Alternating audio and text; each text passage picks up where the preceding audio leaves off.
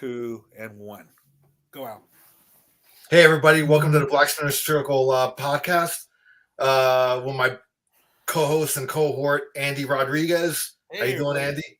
I'm doing all right, man. Just And over our guest tonight, we got the always great Joseph Staub. How you doing, brother? Doing good. Thanks for having me. Yeah, dude.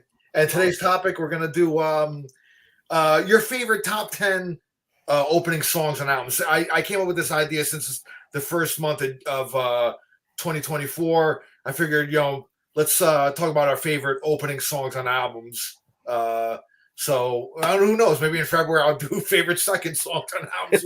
Who knows? And continue on throughout the year. I mean, it's kind of a cool concept. It makes you think about like second songs and albums, third songs. I mean, hey, dude, it might become a regular topic. But today we're doing first songs for the month of January. Your favorite opening songs and albums. It could be any of the bands. It doesn't have to be there because we did a debut first impressions show. It had to be the first song on the debut album, but this one could be any album you want. It could be the band's last album or whatever. So that's the topic for today.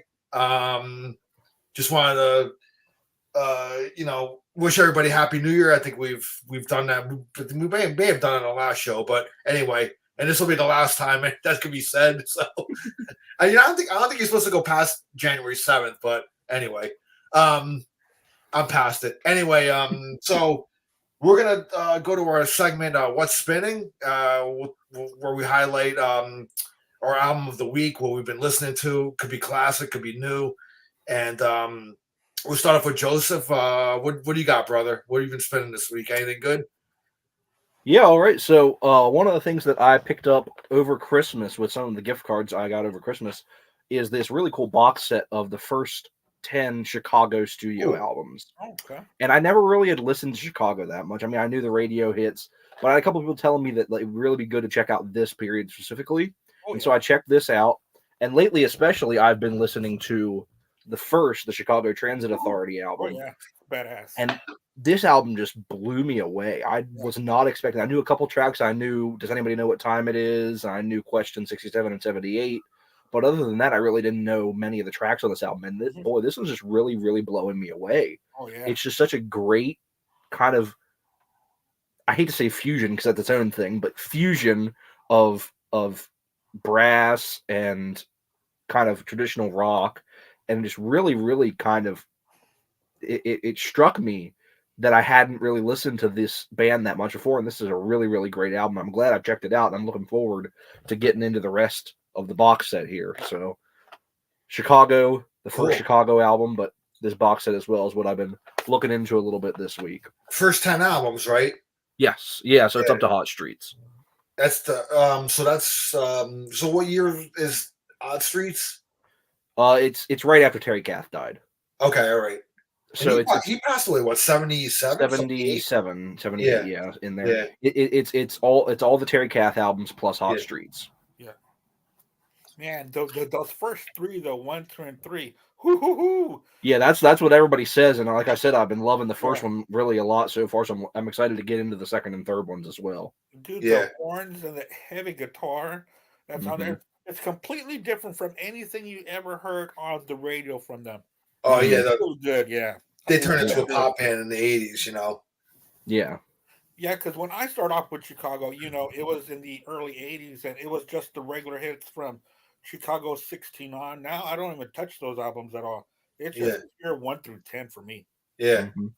Pure that 10. Might be a good box. I might have to check that one out, man. Yeah, it's only like $30 on Amazon. Yeah, because I only have a couple scattered Chicago things. I don't really have a lot of Chicago, but yeah, these box sets are just so killer. These like studio album box sets that they do, like they're really great deals, especially like for people just getting into bands. I have the ELO one. I have ZZ Top. I have Van Halen, Kansas. There's a couple. I think Foreigner. I have one too. Cool. But they're really great deals just to be able to like get.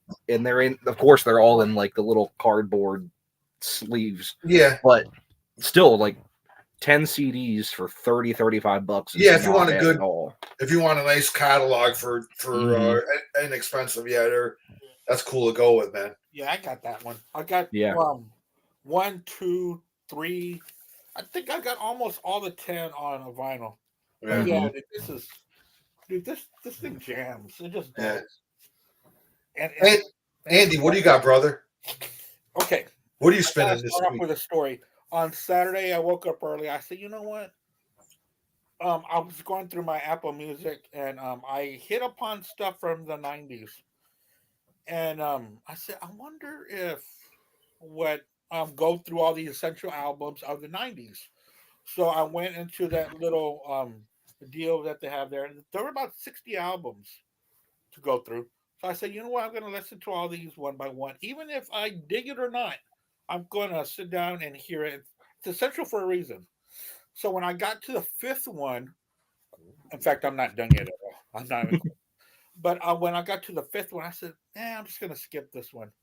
And I said, no, let me go ahead and hear it because I know that I had the vinyl, but I hadn't heard it, and I've had it for years, and it's just one of those things that you have in your collection that you just skip over and just don't hear. So I was driving to Louisiana, and I was listening to this album. I was like, man, this is amazing. There's just something about this album that was so good. And then I went back to this artist's life. He since has passed away, and I was listening to his writing. This album was released in 1990. I said, man, you can kind of hear the torture that this man has been going through, even though nobody thought anything about it until after his demise. And I, and the songwriting was beautiful. The songs were beautiful. I'm talking about George Michael's "Listen Without Prejudice." Mm. This album was it's kind of about six tracks are full of ballads and jazzy overtones, but man, his songwriting was just so naked. So he was just revealing so much about himself and about the fame and Wham and about the fame that Faith had brought him. Because this was the album after Faith. It doesn't sound anything like Faith. He took a step back from the overproduction of pop music and just kind of became like a singer songwriter of what Elton John would become in the mid '70s, which was his biggest influence was Elton John. So there were so many tracks on there that he sings about mistakes that he's made in his life and how he's trying to redeem himself, and then when I was thinking about it and the way that his demise, his death came when he was full of despair in his life. You know, Yeah, it's kind of a tough lesson too because he was trying to cry out at that time. But in 1990, nobody else was thinking like that at all. It was just another pop album. But you can tell by his writing and his vocal performance, just amazing on it. So I've been listening to George Michael, "Listen Without Prejudice," and just think about the title, "Listen Without Prejudice." It just makes you think again. yeah, Oh yeah. wow, the subject matter that he was tackling was very personal. He was maturing definitely Yeah, with that stuff, man. yeah. Um, I had a friend who he liked George Michael a lot too, and he had a one of his albums called Older, and Yeah, uh, and that I was remember right him. after.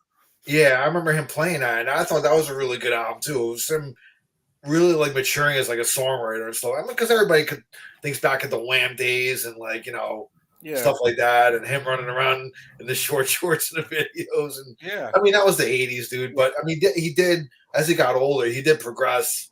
He had an unbelievable voice too, man. Oh man, You it was can't so deny it. strong. I It remember. was. I remember when he sung at that Freddie Mercury tribute, man. He was awesome there, man. Hmm. Couldn't deny it. And I remember rumors were flying that he was gonna, become their vocalist and stuff, but that never happened. But I think they may have even asked him to. He may have declined anyway. So you know, He but also did a that's cool. Queen song. Yeah, he had also done a Queen song because after that older album, he made a not a tribute album, but like an album of standards or like covers, which a lot of people do cover albums. Yeah, And I remember when that duet that came out with him and Elton John, and they did "Don't Let the Sun Go Down on Me," and I Yeah. hated it. I hated it. That was on Elton John's duets album. Yeah, and I hated it. I just why is George Michael on here? But now, as the years pass by, I was like, dude, that dude was better than Elton on that song. Yeah, I really like that version. It's a good version. Yeah, it took me a while to come all around to it. So yeah, that's what I've been listening to since Saturday. So I pulled out the vinyl and I threw it on, and you know how much richer music sounds through your home stereo instead of just your phone. Yeah, yeah. Like a whole different world. Oh, definitely, man. So I've been spinning that. It's so good. So good. Yeah.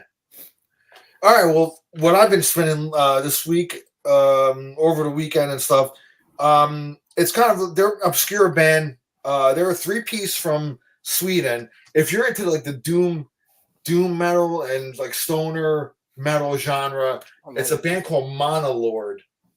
And this is a 3-piece from Canada. This came out in 2019. It's got 6 songs on it, but they're very long songs. It's actually a double record. Really cool, like again, doom metal, stoner metal. Like if you're into the kind of that whole droning kind of style of like stoner metal, this is a great band, dude. I have 2 of their albums actually. And I like them so much that I want to get the rest of their catalog. They started up in like I think 2015, 2014.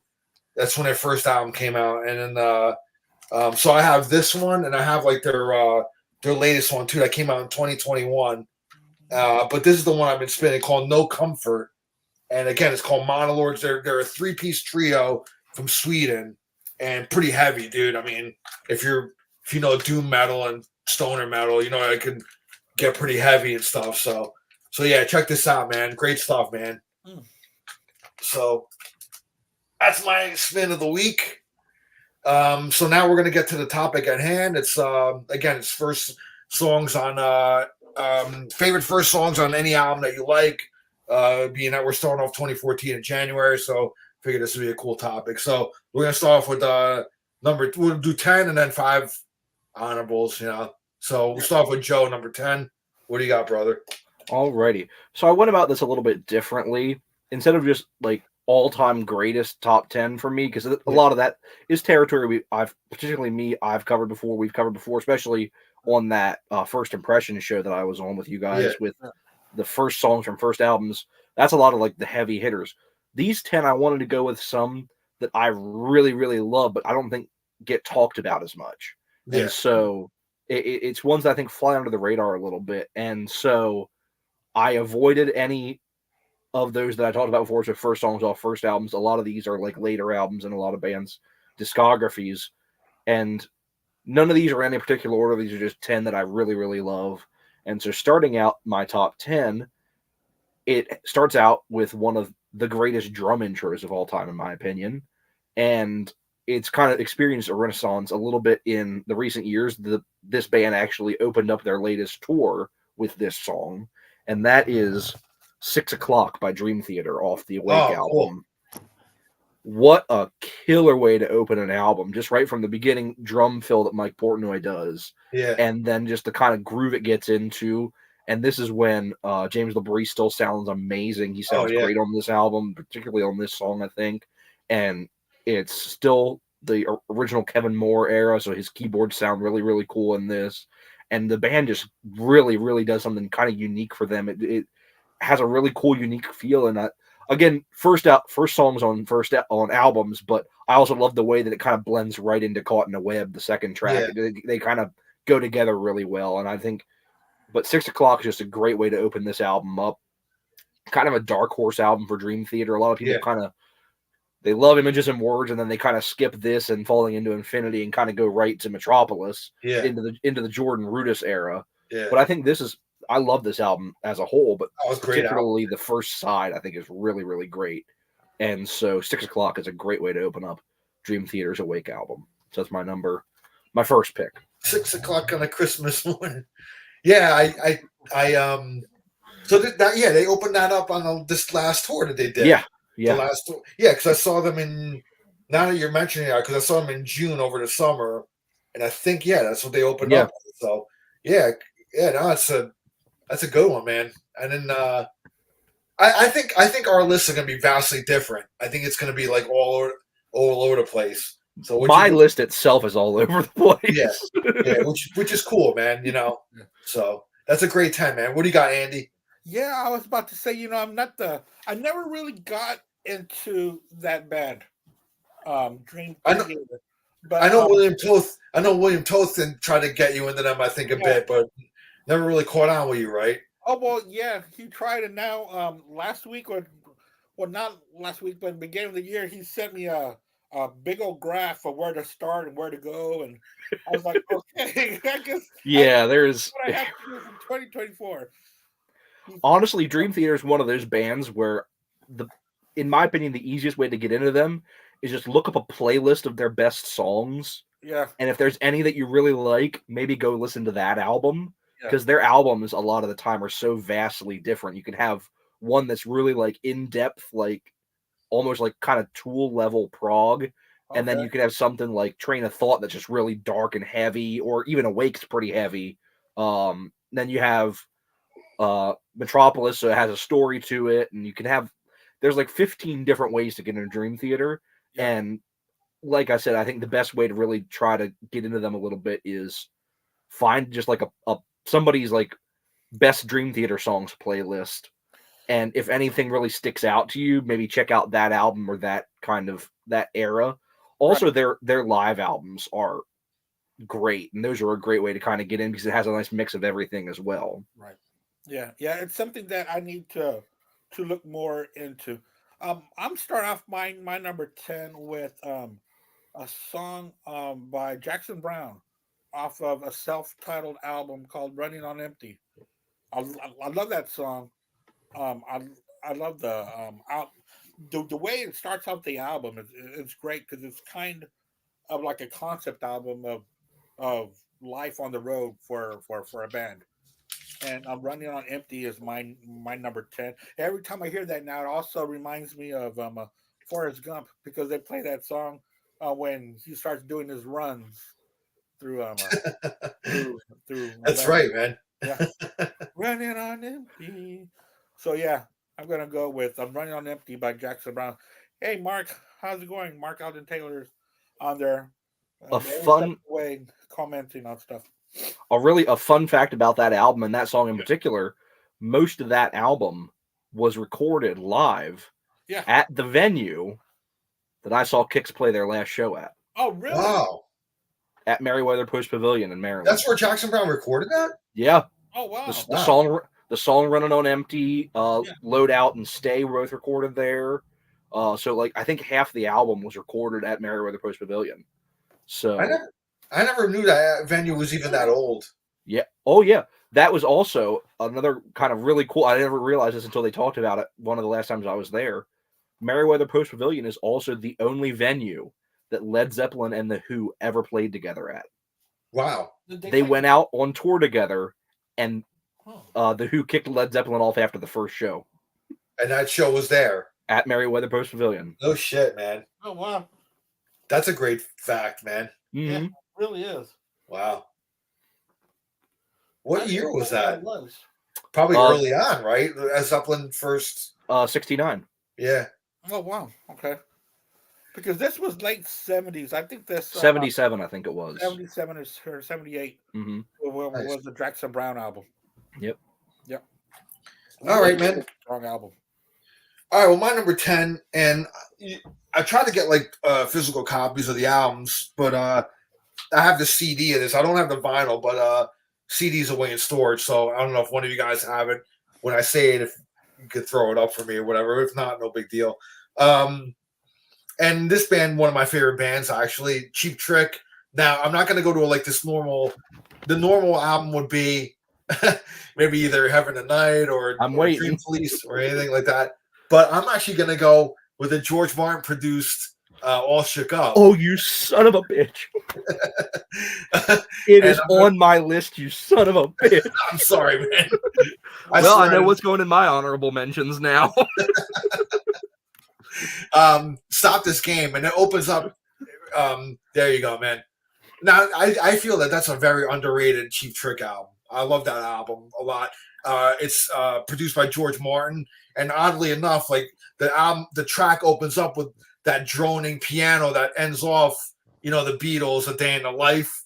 They kind of open the album with that, which is kind of an homage to the Beatles, because Cheap Trick is they love the Beatles, so right.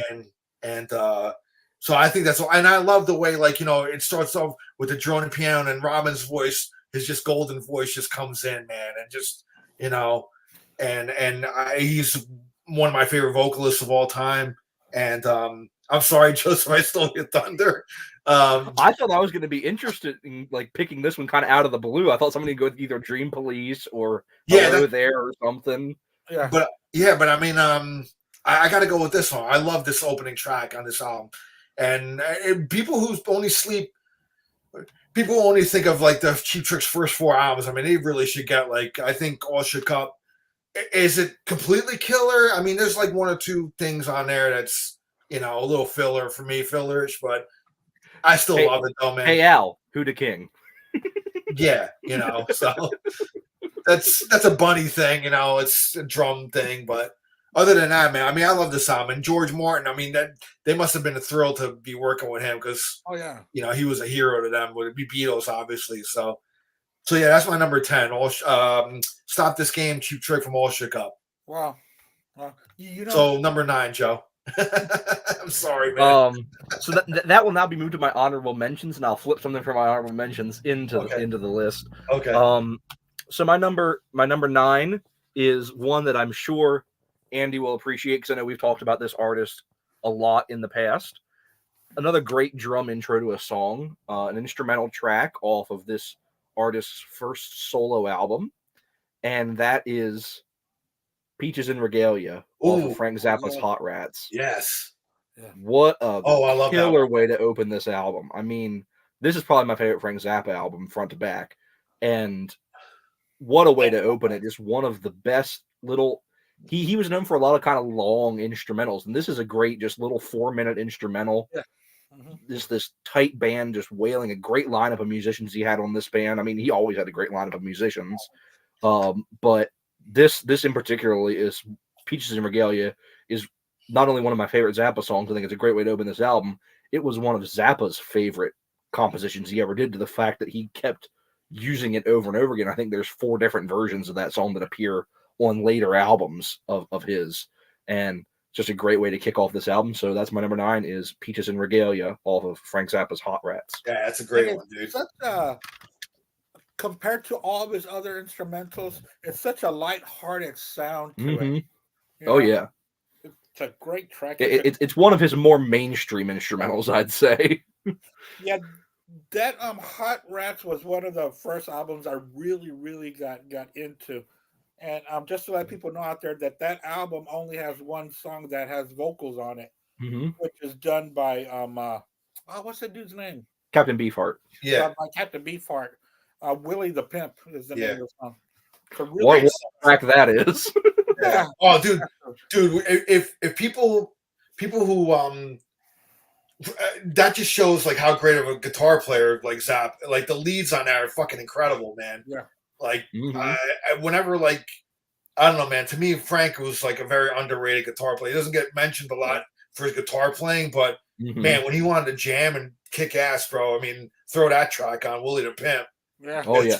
And this album was one of really the first big examples of it, because it wasn't until later in the 70s that he became kind of known as go out and do a 20-minute guitar solo and just have the band vamp behind him, or doing a different guitar solo every night for different songs, to the fact where he could release a 3-disc set of just nothing but guitar solos. Yeah. Right. This was really kind of the first big example of his guitar playing.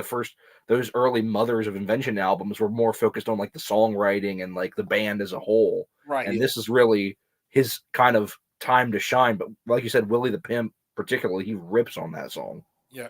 and it's so odd that you showed Chicago earlier because this is one of the first jazz rock fusion albums. Oh yeah. Is Hot Rats. Mm-hmm. That Same year as the first Chicago album. yeah, and that's the sound that influenced a whole genre of Jeff Beck coming out and doing his thing. Yeah, fusion and stuff like that. Yeah. Oh yeah. Yeah. Great stuff. Great pick, man. Yeah. My number 9 is going to be a band that also has a guitar hero leading off, and this leads off one of my favorite Van Halen albums, and I'm talking about Mean Street. Dude, that is one of my favorite tracks. Yes. Eddie Ross vocals and his snide remarks and his lyrics are just so badass, you know. Oh yeah, dude. It's off of Fair Warning, an album that is one of my favorites, but sometimes people skip over it. They don't talk about it as much as they should. That's You know, it was the last of the 6-pack that I really got into as I was growing up. Oh really? Yeah. It's the only one my dad didn't have. Yep. Right there. Yeah. Fair Warning. It's an awesome album.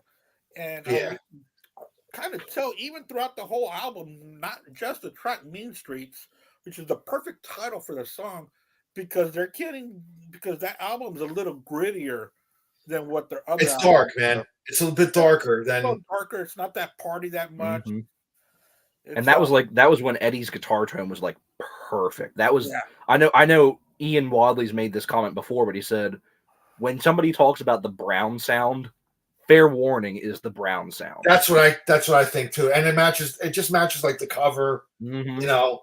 It just, you could tell, and I think this is when Eddie and Dave really started butting heads, like really, like I think the tension you can hear it on that album. Yeah, the tension between them was really starting to really elevate and get to a feverish pitch, because there were stories about, like, you know, they'd be in the studio all day and then Eddie would come back with Don Landee at night, late at night, and redo like some of his solos and stuff like that.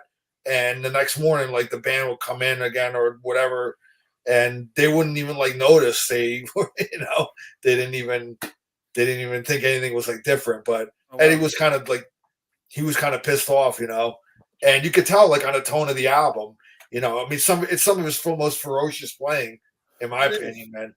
You know, but that's a great pick, man. And the riffs are a lot deeper and longer and stronger and harder than what they were. He was being more than just a flashy guitar player. He was becoming Eddie Van Halen on that album. Like what he was becoming.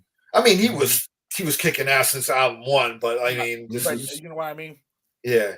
I'll get to that because Andy just stole one of my picks anyway. So, but it doesn't matter, bro. Don't, you know. My number 9 is going to be, and we were speaking about George Martin and Cheap Trick. Well, let's go to George Martin and Magical Mystery Tour.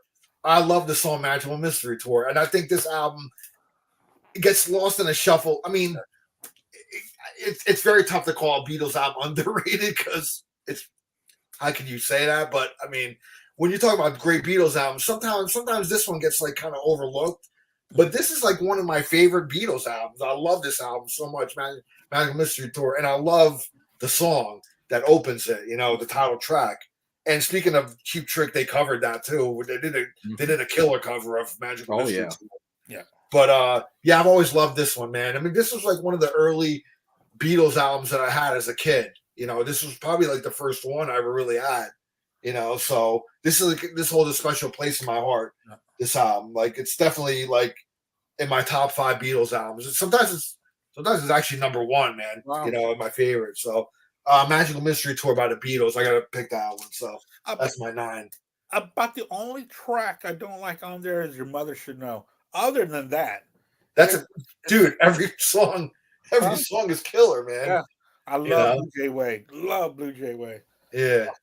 Mm-hmm. All right, man. So number 8, Joe. Well, I was gonna say, I think why that album is so underrated amongst the Beatles' discography is I think it was kind of several reasons. I think the movie flopping was kind of part of it, but the fact that it was kind of like it wasn't even an album in England. It was a soundtrack kind of. Almost, yeah, it was just like it was a double EP, and then In America, they just took the double EP and added the singles on it from that era. And so in America, I think we experienced it as an album more, and in England, it was kind of not. It was just a kind of a stopgap between Sgt. Pepper and the White Album. And I completely agree. I think it's a really underrated album, and I think there's a reason that if you look on like the Blue Album, all but like 3 songs from Magical Mystery Tour are on that album. Yeah, like you're pretty much getting Magical Mystery Tour on that Blue Album. Pretty much, like it's got I think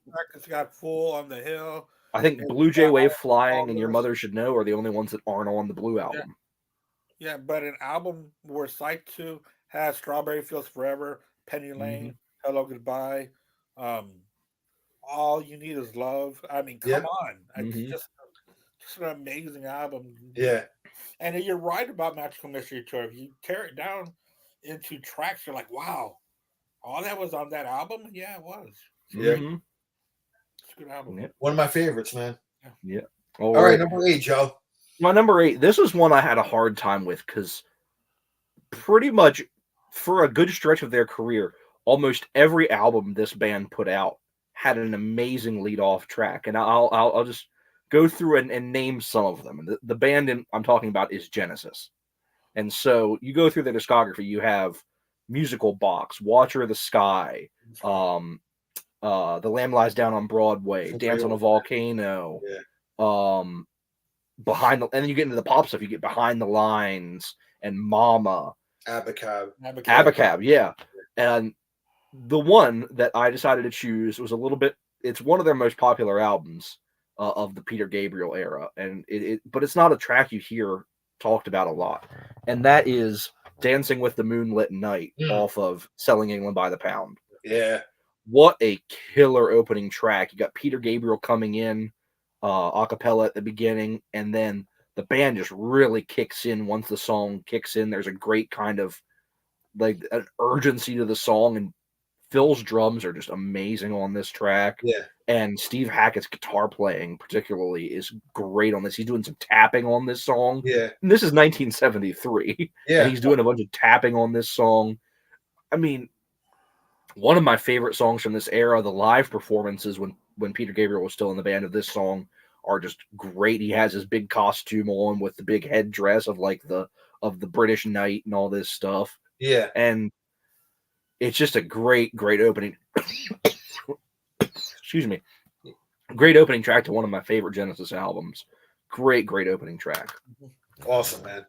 That's my favorite Peter Gabriel Genesis album is I'm Selling England by the Pound. You know, of course, you all start off with Nursery Crime or Foxtrot. You know, Foxtrot is always Foxtrot's usually my kind of Watcher of the Skies would have been probably my pick. I mean, I didn't put that. It's not on my list, but what another great. I mean, I could have threw that on my list. I love that opening track as well. Yeah. And again, seeing Steve Hackett do that entire album front to back a couple months ago live was so cool. It blew me away seeing that entire album. I mean, Watcher in the Sky the whole way through. Yeah, that was my first time seeing him. Yeah. I've seen him twice. It was at this tiny little 500 seat theater, and I'd never been there before. It's just about less than an hour from my house. It's just little tiny theater, and for $40, and it was so good. And his band is just phenomenal, and especially getting to hear them play that entire album is just so cool. Yeah, he's coming here in April, and I'm looking forward to it because here too he's playing a small place too. It's a small theater. And I think he's very. I mean, I know he does like a VIP upgrade for very inexpensive. If you want to meet him and get probably only $100 or something like that. You know? Oh yeah. So I mean, at his merch table, they were selling it was a Blu-ray and 2 CDs of that same program, the Foxtrot at 50 show that they've released. They'd released it a couple weeks before that. And it was signed. He signed them all. It was 25. It was $25. Yeah, it's definitely worth it, man. You know? I really need to get going on that and buy tickets for that too. Definitely, you don't want to miss. It was you won't be disappointed, man. He puts on a tremendous. He's doing the Gabriel era Genesis justice. He's doing it really cool, man. Mm-hmm. He's got a great singer with him. Yeah. You know, just great presentation. And I love the way he's doing. Every tour is like he's concentrating on a different era, like a different album or something. You know, Mm-hmm. so I think he tends to concentrate if there's like an album, I guess, having an anniversary or something. Yeah, because this was for the 50th anniversary of Foxtrot. He was doing this. He did it for like the 45th, I think, of Seconds Out a couple years ago. Yeah. He did 45th of Selling England a couple years ago. Yeah, I missed that one. Yeah. Well, maybe he'll do 55 years. I'd love to see that. Yeah. And the cool part about it, my favorite track off that album, he played at the show was Firth of Fifth. He did. That was the encore was Firth of Fifth and Los Endos. When I saw the Genesis reunion tour in 2007, they did Firth of Fifth too. That was great, man. Mm-hmm. That was great. It's funny, man. Like, because I saw them in a big stadium, and in New Jersey, and I always wanted to see Genesis. I never got to see them. And when the 2007 when they reunited, I mean, that would have been great. I mean, but Peter Gabriel just has no interest in doing it. No, but he's doing his own thing, and that more power to him. Yeah, and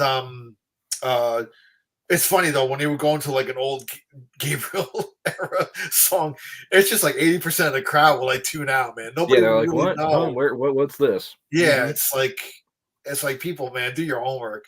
Yeah. But they want to hear. It's the masses that want to hear the hits. Yeah, that's why when you go to Steve Hackett, you're around hardcores, man. Oh yeah, you got when you got an entire theater shouting "a flower" during "Supper's Ready." Yeah, you're in the right place. You're in the right place, man. That's funny. So, all right, Andy, go ahead, brother. What we at? Number 8. Number 8. Number 8, man. I was hearing this song because I was going through this list this morning, and I made a little playlist. And when this song came out, man, I was singing the hell out of it. It's Steely Dan off of the album Asia. I'm talking about Black Cow. Dude, that's such a great track with some great backing vocals, great album, great storytelling about a breakup, and I found out what Black Cow was. It's just like a milkshake, is what it is. It's a milkshake. That's the name of it, like in Upper New York or something like that. I never knew that, but talking about going to Rudy's and seeing her and she was high. It's just a cool song, man. It's a really good track. So I'm going with Black Cow by Steely Dan. Cool. All right, man. So my number 8, I've always loved this opening track. I mean, it's so energetic, and it's one of my favorite songs by this band. I'm going with from the Machine Head album, Highway Star by Deep Purple.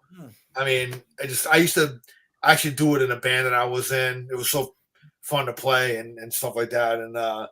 And it's just like when it just starts off, it's so fucking awesome. Blackmore just rules on it. The whole band is just blazing on it. So, I mean, what more is there to say? I mean, Machine Head album is their classic. It's the one album where, like, if somebody's gonna start and end with Deep Purple, that's usually the album. So, I go with that one. I mean, I could have went with Burn. Burn's a great one, and they have a bunch of good opening tracks, but ultimately, I just went with Highway Star. It's a great driving tune, obviously. I've gotten almost like pulled over a couple times because but that's, to me, that's a mark of a good song. So, so I'm going with Highway Star by Deep Purple. I don't have actually my CD's away, so I don't have it. Everybody knows what it looks like though, so I got it back here behind my head. Yeah, it's fine. So that's my number 8. We're gonna go number 7, Joe.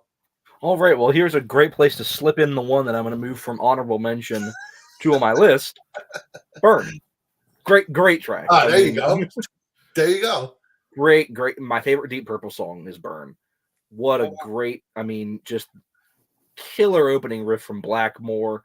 And what an introduction for David Coverdale and Glenn Hughes to come into this band that had been on top of the world. Yeah. And lost 2 of arguably their most important members. And for them to basically say, no, we're still here. We're still amazing.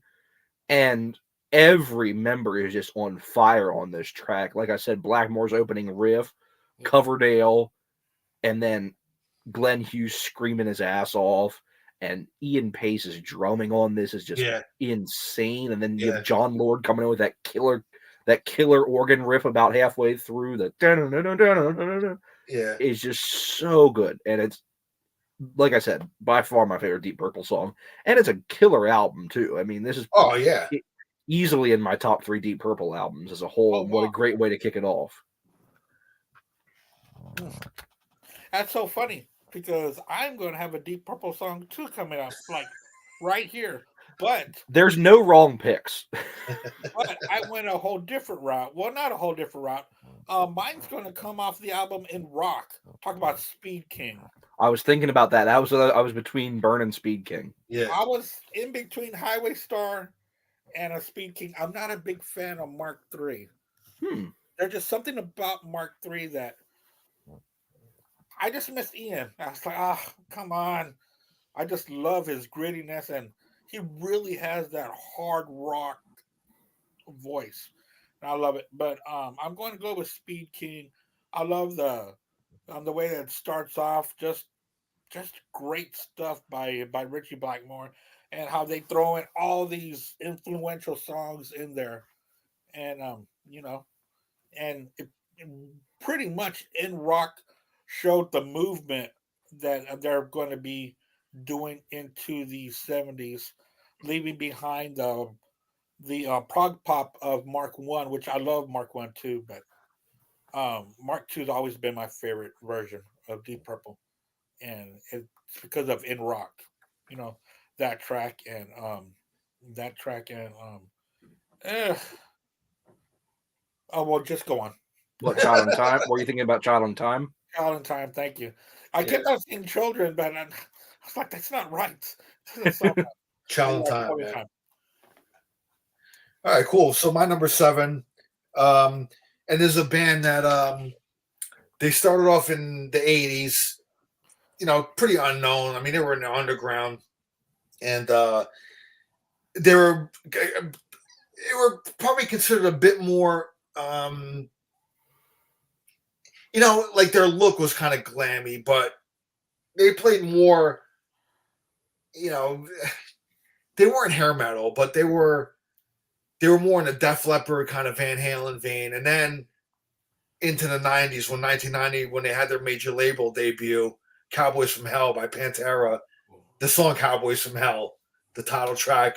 I remember first hearing that, man, and I fucking song kicked my ass, bro. I was like, that when Dime came in with that vicious guitar tone, man, I was just like, wow, dude, this is like something new. This is something that we need to look out for. And I didn't know anything about their albums before that. Nobody really knew until, they became famous, and then, people discovered. I mean, even before the advent of the internet, probably not a lot of people know. It was only when the internet came into play when people really kind of looked this band up that, they had albums before Cowboys from Hell, and it wasn't, I didn't know about it until, after Cowboys from Hell. So, and I went back from that, and I remember wow, they were really different. They really morphed into something, heavier and stuff. So, but yeah, I'm going to go with Cowboys from Hell from the same album by Pantera. Just a killer opening track. Yeah, so. It really is. And what a big departure from the albums before. And in fact, I think that's the first time I met you, Al, right? Is when we did a Pantera. Yeah, we did it. Yeah, we did it with what's his name? We just had on the show we were just on Decibel Geek last week with him. Yeah. So I can't remember his name now. I'm having a brain fart. Yeah. Well, because when we're doing things live, we got so much going in our heads. Yeah. But I'm sorry, your name will come to me. Anyway, no, we did a Pantera album ranking, and we ranked all the albums. So, needless to say, like the '80s albums were on the bottom of a lot of lists. So, we all know what the top 5 are, and then we usually know power metal's number 6, and then from there on. But you know what, man? There's some good stuff on those early albums, though. They really, I really like power metal. Yeah, power metal was great. Their first Phil album, Mm-hmm. you know. It was with Joshua Toomey. Oh, Josh Toomey. Josh Toomey, yes. I'm sorry, Josh.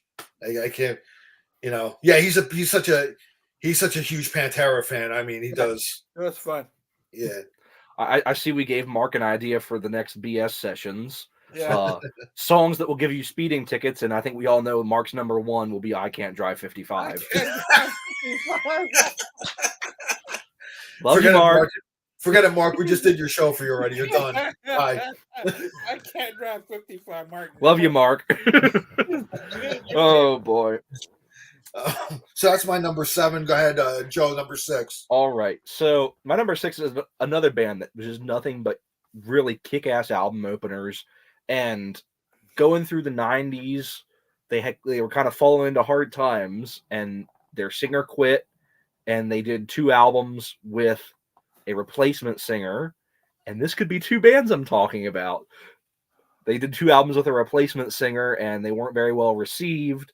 And so finally, the 2000s roll around, and their original singer came back, and everyone's like, oh, okay, how's this going to go? It's been like 15 years. Is he still going to have it?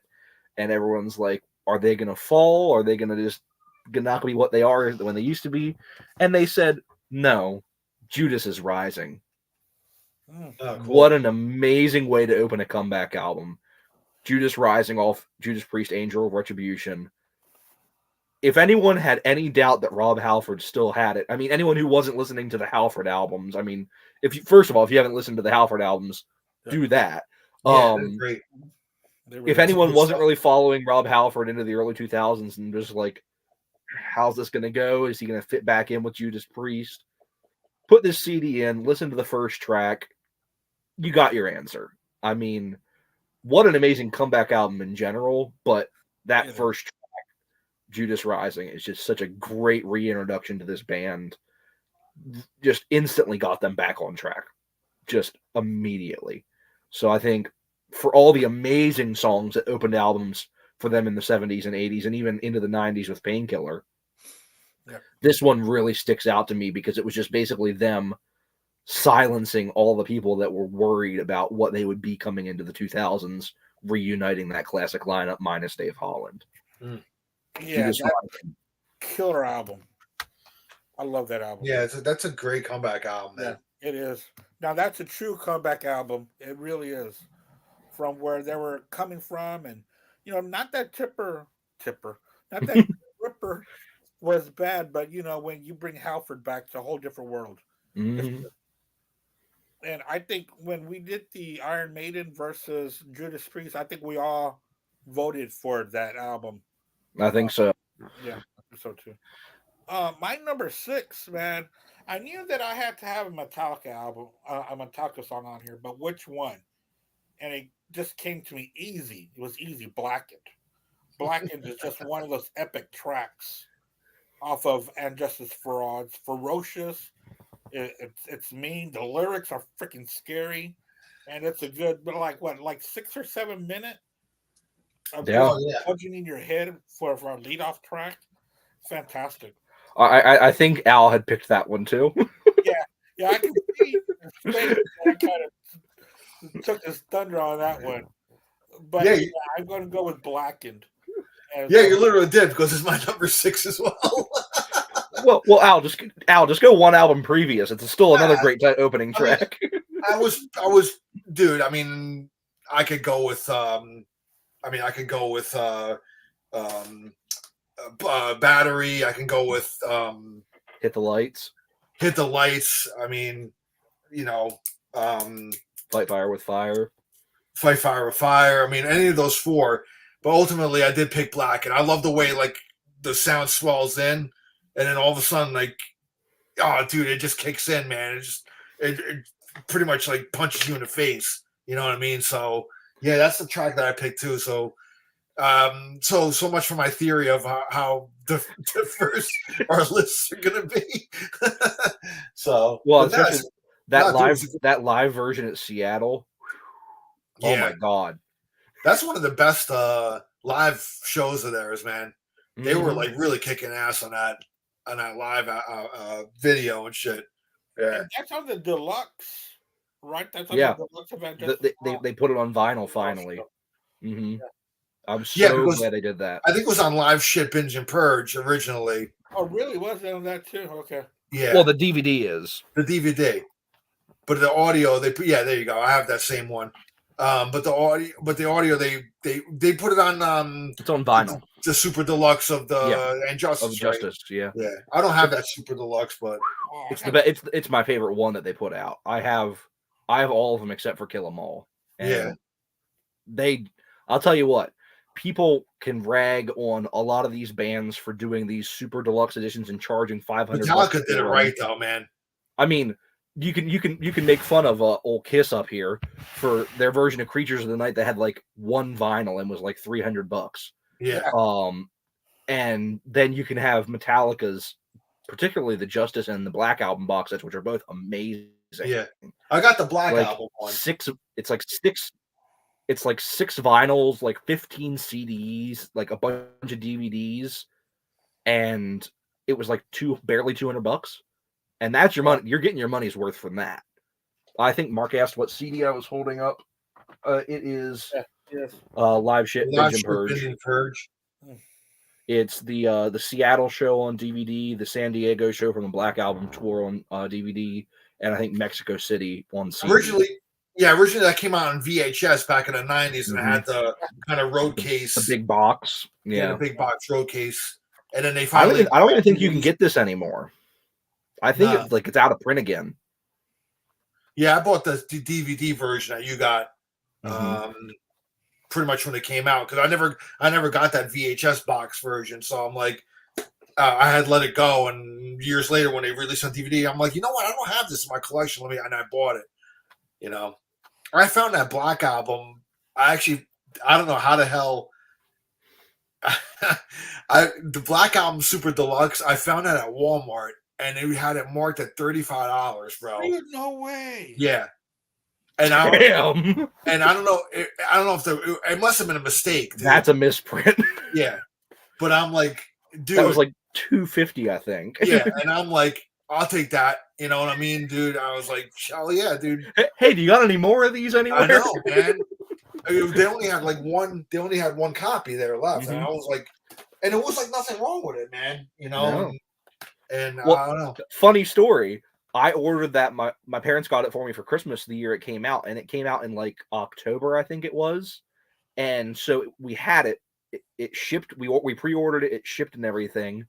I opened it on Christmas, and it was missing one of the CDs, one of the live discs. Yeah. And that was the year that Amazon changed their return policy, because previously they had done a bunch of stuff where like they did extended return windows because of Christmas. They don't anymore. And so I basically had to say, look, we bought it. It was a Christmas gift. How the hell was I supposed to know in October that it was missing CDs? Yeah, because you didn't open it until after Christmas. So. And so they're like, best we can do is give you like a 75% refund or something. And they still wanted it back. And I'm like, fine. And I bought a new one. So I still spent like an additional like $50 to get a new one. Right. And it finally, jokes on them, I kept the card with the download with the download code on it, gave it to my friends, so we got the whole box set for free. Oh, there you go. That's right, because they were doing a lot of that. Yeah. So the download. Give it a nice one up to Amazon on that. Amazon. Every once in a while. So yeah, Blackened was my number 6. So we'll go to number 5 now, Joe. All right. So this is a band that I truly do love, and I know some people, particularly one of the people who's commenting on our video right now, does not love and hates what people talk about. And we talked about a bunch of the members of that band on the last time I was on your guys' show a couple weeks ago when we were talking about Christmas albums. And that is Savatage. 24 hours ago, I'll Haul the Mountain King. What a killer way to start an album. I mean, this is kind of, breaking it big is kind of a strong term for Savatage, but this is the album that kind of gave them a lot of added attention. Uh-huh. And imagine if someone didn't know this band, just put this album on, didn't know what to expect, and this here's 24 hours ago. And here's John Oliva screaming his ass off. And here's that like machine gun bass riff. And it's just such an amazing way to open an album. Sabotage is one of my favorite bands. Hi, Mark. And so I definitely had to include them on my list here. Yeah. And yes, Mark, I do enjoy it quite a bit. That's right, baby. Sabotage rules, man. Yeah. Oh, and that TSO show I saw with my daughter was awesome, man. You know. So, I saw the pictures you put up. They definitely went above and beyond. I got the whole video year. on my channel too, if anybody wants to check that out. So, what do you got for number 5, Andy? My number 5 is. This could even be higher. This could have even been number 1, but I didn't put it at number 1. It got stuck at number 5, and I'm thinking maybe I should move it, but I am going to leave it where it is. My number 5 is off my favorite album by one of my favorite bands.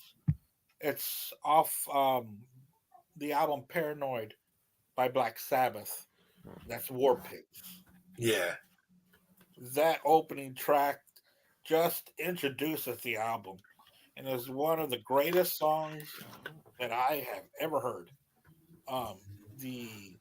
The anti-war, pro-God, just everything together, and pretty much like what Iron Maiden would say, "The evil that men do," is pretty much what the songs, and they weren't pussyfooting around it either.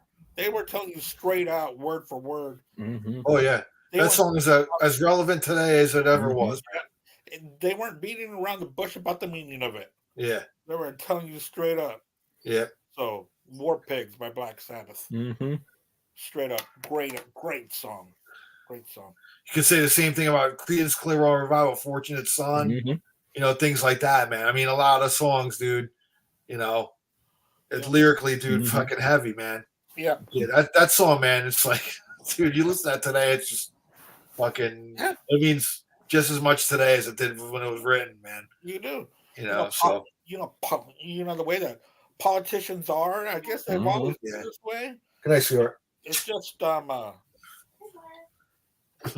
way that they describe it, the way that Geezer writes these lyrics. It's just Geezer, man. He's like one of my favorite lyricists, man. Yeah, he is. Yeah. Fucking lyrics that he writes were incredible, man. Yeah. All right, so do you go with that, Andy? Oh yeah, I'm fine. All right, my number 5, and I could have picked a number of opening tracks from this band, one of my favorite bands of all time. When I was a kid, my older brother, it was his favorite band, so I kind of grew up on them. But I'm going to go with, off of Zeppelin 3, The Immigrant Song. Just hits you hard in the face right off the bat, man. I mean, and Robert playing with dude, every time that song comes on the radio now, my daughter sings it. She loves it, man. So I'm gonna go with Immigrant Song. I mean, just for an album that's a little more primarily acoustic, that's a heavy track just to start the album off, man. I think that album that song kicks ass, and I love this album too. Zeppelin 3 is a great album. Yeah. I'm gonna go with Immigrant Song, man. I love that song. And the lyrics about basically about Vikings having sex. You know what I mean? So but what's really cool about that song, if people ever wonder, because sometimes I connect this together, where Iron Maiden got their galloping sound from. Yeah. Big time. Oh yeah, dude. Yeah.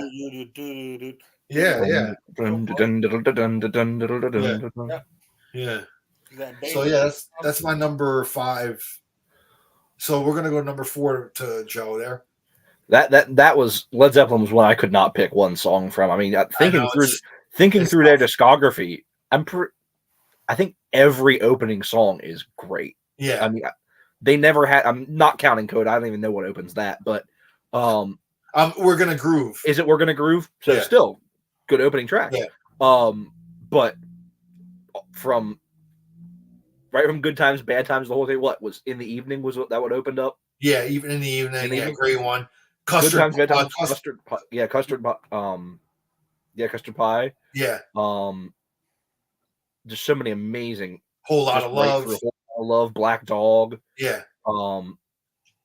Just great opening tracks. Yeah, pick one, man. Just pick any of them. But yeah, so with my number 4, this is a band that there's like usually like a debate about 2 specific eras of the band that everyone debates about. One was like all the true rock fans say that this is their best era, then they got their popular era. And then ever since, people kind of just like stopped listening to their new albums until their most recent new album. Everyone loved that one, but I'm talking about the Scorpions. And this is definitely personal to me. I don't even know if like 10 people bought this album, but as I was growing up, I remember specifically this album was the first new album from the Scorpions that my dad bought when I was growing up. And right from the beginning, it has a little spoken word intro, and that is Humanity Hour 1 by the Scorpions. Oh, wow. With the song Hour 1. Heavy song. It blew me away when I was a kid. I was like, whoa, what is this? Because I'm used to like Big City Nights and Still Loving You, Scorpions, and like No One Like You. And then this song, I'm just like, whoa. This is before I knew a lot of the Uli stuff, or even like some of the heavier stuff that they had done. I mean, China White, I didn't know China White when I was a kid. Yeah. This song was like, whoa, what is this? And the rest of the album is a little iffy. There's some good stuff on this album. It's not their best album, but the opening track, Hour 1, is just, it's a really, really catchy song, but it's heavy.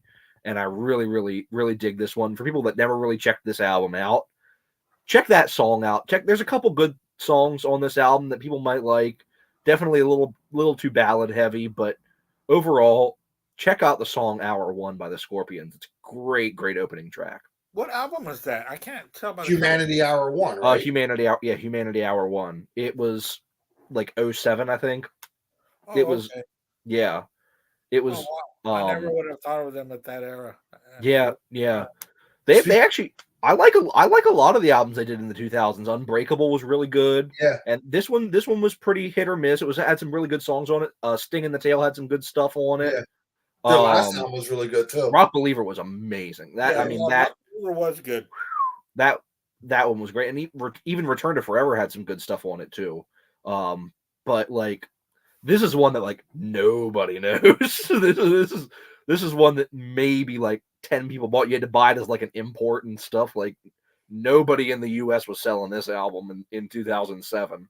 So if anyone doesn't know this album, I definitely recommend checking it out at least once. Like I said, it's got some high and low points, but the opening track, Hour 1, is a really, really good track.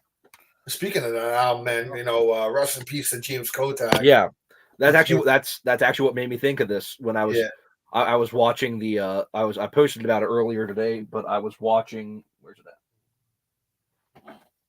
I don't even know where I put it. There it is. The Live at Wacken 2006, the reunion show that they did with Herman Rarebell and Michael Schenker and Uli John Roth. What a killer DVD this is! And when I saw the news about James Kotak, I immediately pulled this out because he's kicking ass on this DVD. Yeah. It's a great kind of snapshot of that era of the band, and of course now Mickey D's doing great with them. And but yeah, rest in peace to James Kotak. Yeah. I think you posted about that DVD, didn't you, Joseph? Yeah, I posted about it this morning. Yeah. Yes. Yeah, and I posted the Two Kingdom Comes album that I played. I played on the first two. Mm-hmm. And Kingdom Come kind of got lambasted back in the day, but I revisited those albums and they're actually pretty fucking solid, bro. They're not bad, dude. They're really actually pretty good. The first one was produced by Bob Rock, and it sounds great, And I remember my older brother. Yeah, I remember my older brother getting the cassette of that, and because Get It On was hot at the time, that song. And everybody, that was the song that was like the Zeppelin, my God, these guys are ripping off Zeppelin. But Whitesnake at the time, there was so many bands that were ripping them off. They just, Bonham had a big hit in the late 80s. He got away with it because he had the last name, but, I mean, that Whitesnake '87 album, if that's not Zeppelin, esque. I mean, I don't know what is, bro. Yeah, it's Zeppelin with the distortion turned up a little bit. Yeah, that's liked. Yeah. So I was really happy I got to see the Kingdom Come reunion tour a couple of years ago. Oh, okay.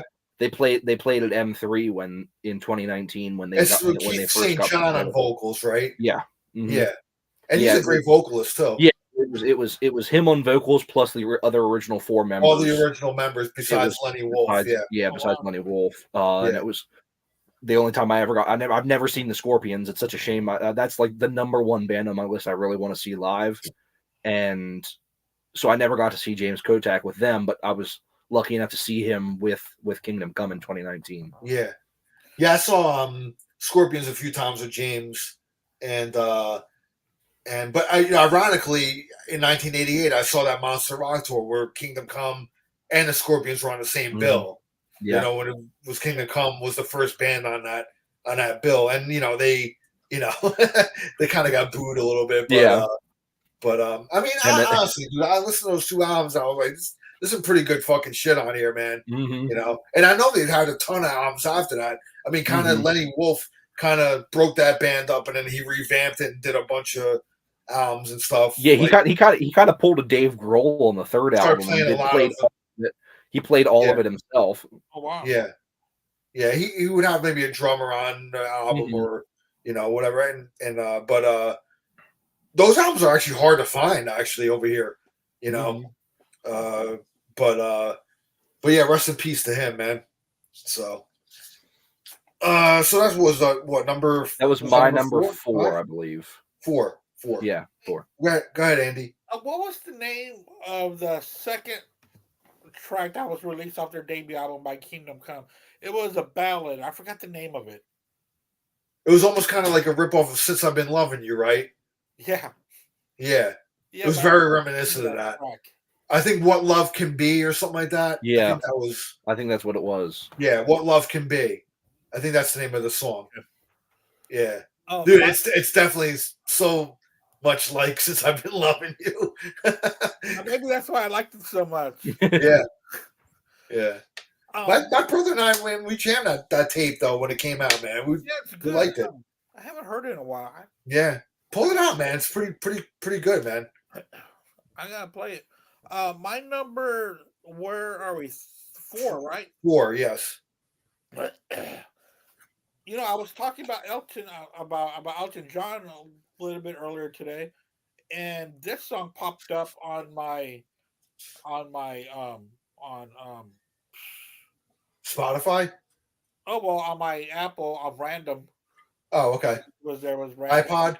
Yeah, and we had already talked about doing this show, so I was like, that's a pretty cool song, and it was a very epic song, and it's off of Goodbye Yellow Brick Road. I'm talking about Funeral for a Friend. I can't believe I forgot that song. I forgot that one too, man. It's so un-Elton John like. I mean, and yet that's probably my favorite Elton John song of all time, dude. I love that song so much. And it jams, even the second part of the song, because it's like a 2-part song pushed in together, and man, it's just a great track. It's probably the most prog that like Elton John ever got, And Dream Theater did a cover of it. Yeah, and Dream Theater did a cover. Yeah, on the Change of Seasons album, like they have the Change of Seasons songs. And then the second half of the album is all them live at Ronnie Scott's. I think they were doing all covers. Mm-hmm. Yeah, I think they did a Zeppelin medley. Huh? They did a Zeppelin medley. They did. They did Genesis, Turn It On Again. Yeah, they did this big medley where it was Pink Floyd, In the Flesh, Carry On My Wayward Son by Kansas, Turn It On Again, Turn It On Again, Love and Touch and Squeezing by Journey, which is a weird track to shove in that medley. But anyway, but he still sang the shit out of it. Oh yeah, that's when James's voice was awesome. Still, man. It was either right before or right after he ate the bad fish. All right, so that's your 4, man. That's a great track, man. I love that. Oh, yeah, that's a good one, man. So my number 4, Joseph touched on Judas Priest earlier, but I'm gonna go to my favorite Judas Priest album, Stay in Class and Exciter. You gotta give it up for that, bro. I mean, the double bass that just starts that song off, like, kind of set trends in metal, bro. After that, like with double bass drumming, and I mean, you could trace double bass back to the album before Sin After Sin with Simon Phillips, but to start off the album, just to I mean, Les Binks, man, he just fucking rules, dude. And I love Stay in Class. It's like one of my favorite. It's my favorite Judas Priest album, actually. Great album. I love the cover of that. I just love everything about that album. And that opening track, Exciter, is just, dude, that's just like killer, man. You want to talk about a song that will make you drive fast as well, man? That's one of them. And not only that, it opens up Unleashed in the East. Yeah, which is one of my favorite live albums of all time. So, but yeah, I'm going with Exciter, man. Judas Priest, Stay in Class, dude. Number 4. Man, the vocals on there. You would thought that Rob's vocals would have jumped out of it. Unbelievable, man. Oh. That band, was just. I mean, I would have felt bad for any band they were opening, like that Judas Priest. I mean, when Judas Priest opened for Kiss in the '79 Dynasty tour, I mean, anybody who witnessed that, it must have been the same feeling as like when Van Halen was opening up for Sabbath, and I mean, they must have just fucking just kicked their ass, dude. No. Can you imagine the energy of Unleashed in the East Priest, like opening up for Kiss, and not to say I love Kiss and stuff like that, but by that time, the glitz and glamour were really like getting to them. You know what I mean? Yeah, that was Kiss, not in a great place. yeah. Even though the Dynasty album's good, it ain't no Unleashed in the East, right? Well, the album was great. The tour was not. yeah. So, yeah, it's my number 4. So we're gonna go number 3, Joe. Alrighty. So my number 3 is definitely kind of an out of left field pick, and this is a band who over the past 10 years has just been absolutely shitting out great albums. Every 2 years is putting out an amazing album, and this is my favorite track of all the albums they've been putting out in the past 10 years, and it's an opening track, and that is Stryper, Yahweh, off of the Fallen album. Yeah. I mean, the quality of their albums, man, holy shit, dude.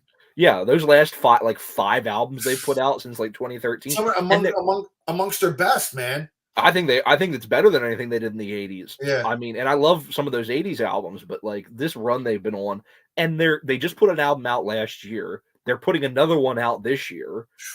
Wow. They're putting an acoustic album out this year. And Michael Sweet's been doing something in between that. Sweet and Lynch just put out another album. Michael put out another solo album, I think. The man never stops. No. And they tour all the time. I've seen them 3 times in the past couple years. I'm seeing them again in May. And they're doing a big VIP fan fest or something this year. They're doing an acoustic tour. They're doing an electric tour. They are just a model of efficiency, but these albums they've been putting out are just so good.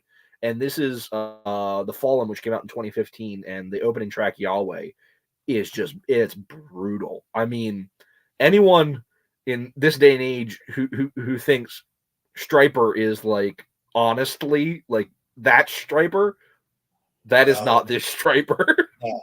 This Stryper is basically coming to say, yeah, we're Christians and we're singing about God, but we're gonna bash your brains in while we do it. Yeah. And just what an amazing run they've been on. And this is probably one of the best albums they've done in that run. And Yahweh is just an amazing opening track. And I definitely, if anyone doesn't know these past couple Stryper albums, 100% I recommend checking these out. You should check them out, Andy. I mean, start with the one that was in 2013 when they really first got back together, No More Hell to Pay, it was called. Yeah. Goddamn Evil is great. Yeah, Goddamn Evil. That was the first time I saw them, was that tour, and then even The Devil Believes, and then the last one, The Final Battle. They're all just great albums. And there's one that I really like. Right before they put out No More Hell to Pay, they did an album where they re-recorded a bunch of their 80s songs and made them sound a shit ton heavier. And it's really good. And it's very rare that a band from the 80s can re-record all their hit songs in 2013 and it sounds better than it did in the 80s. Yeah. Is that The Second Coming? Yes. Okay, because I'm looking at their stuff, and really, to be honest with you, I haven't heard their music after "In God We Trust" Yeah, from '88. but the Second Coming, they re-recorded like a couple songs from the first EP, and then like 5 or 6 songs from each Soldiers Under Command and To Hell with the Devil, and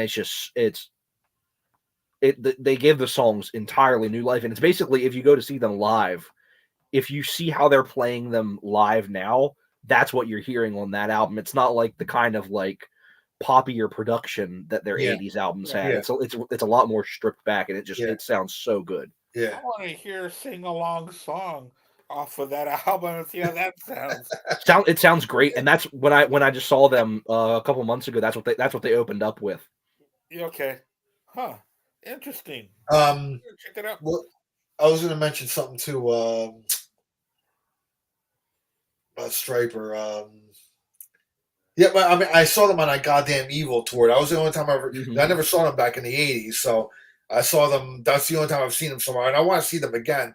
I actually Mhm. saw Michael Sweet when he sang with Boston. I saw Nice. a tour where he sang with Boston, and that was great. You know, he played guitar and sang, Mhm. and I thought that was awesome. You know, but yeah, man. I mean, Mhm. oh, I was gonna say, Andy, man, a good retrospective on Striper actually is by Razor Fist. You ever Yeah. look up Razor Fist? He does a retrospective on Striper. Look up his retrospective and watch him. He's a big Yeah. Striper fan, and he goes through all the albums and talks about them, and Mhm. it's kind of a good primer if you want to, you know, if you want to see what they're all about. You know, Yeah.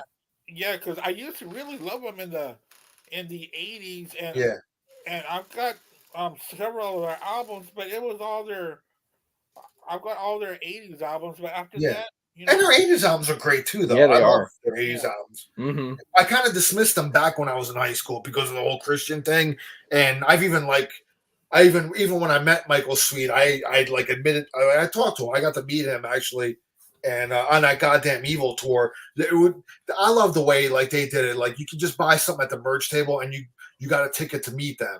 I mean Yeah. that's it. It's as simple as it was as simple as that. I bought Yeah, a CD. they're insanely cool guys. Yeah, they're really cool guys. I bought a CD. I bought that goddamn Evil CD because I didn't have that, yeah, and they all signed it for me. And I mean, they were kind of, they didn't really let you take pictures with them though, but I kind of wish I did. But I got to talk to Michael Sweet a little bit, and I talked to him about it. I'm like, dude, I mean, I told him like this is the first time I actually ever seen you guys live. I kind of was telling him I kind of dismissed you in the '80s because of the whole Christian thing, and I admitted that to him. And he's like, yeah, a lot of people did, but I told him I came around to you guys, man. You guys really, I mean, they kick a lot of fucking other bands' asses, dude. Oh yeah.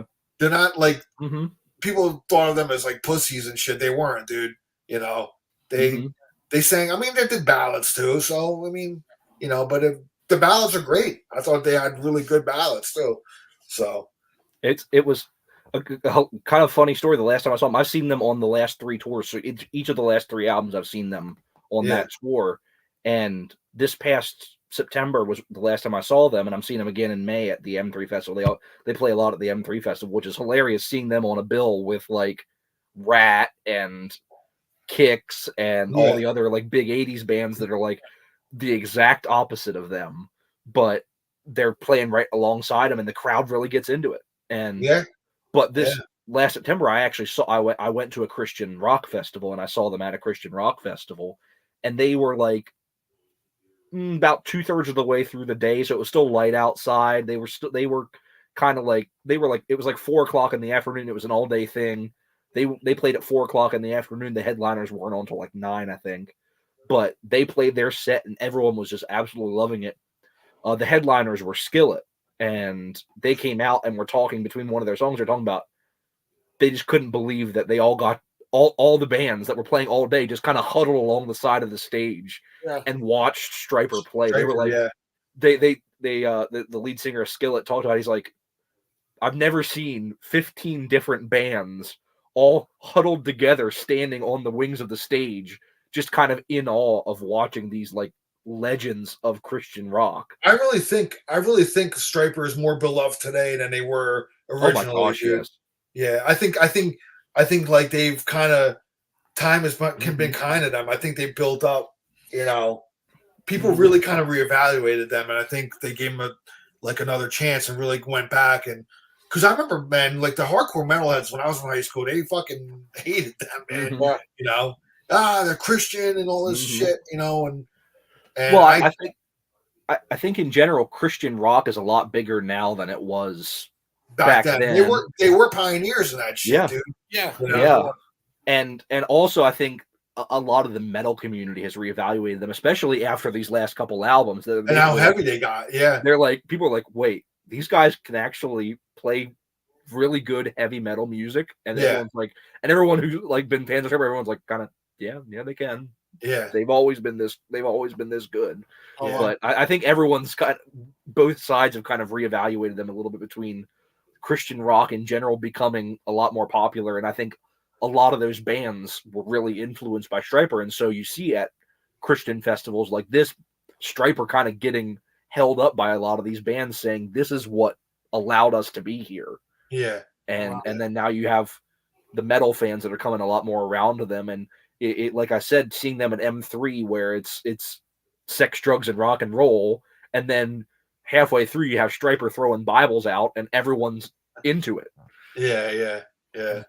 Well, yeah, I really do need to evaluate their later albums. Yeah, check out that Razor Fist episode on that, man. Definitely. It's really good, man. He does. I love his retrospectives. His Metal Mythos series. That's what it's called. So yeah, I mean, he does a lot of different. He does Sabbath. He does Priest. He did a really good Motorhead one. Yeah, he Saxon. Yeah, he did a good Saxon one. You know, I mean, he's done a lot of great ones. You know, and then he's into black metal too. So he's done like Bathory and like a couple like more extreme things. But he's really like, you know, diverse in his kind of like what he listens to. He did a Michael Jackson one. Yeah, he did a Michael Jackson one. He loves Michael Jackson. Okay. He did a Dokken one, which was great. You know, so yeah, check him out, man. Yeah, I sure will. That's pretty interesting. So you're number 3, right, Joe? Number 3. Yeah. So go ahead, And. Yeah, my number 3 is so funny because y'all went through every Led Zeppelin album. I almost talked about every song except for the one that I chose for my number 3. Not one of you said the best opening song on a Led Zeppelin album. I'm talking about The Song Remains the Same. Oh, yeah. Holy.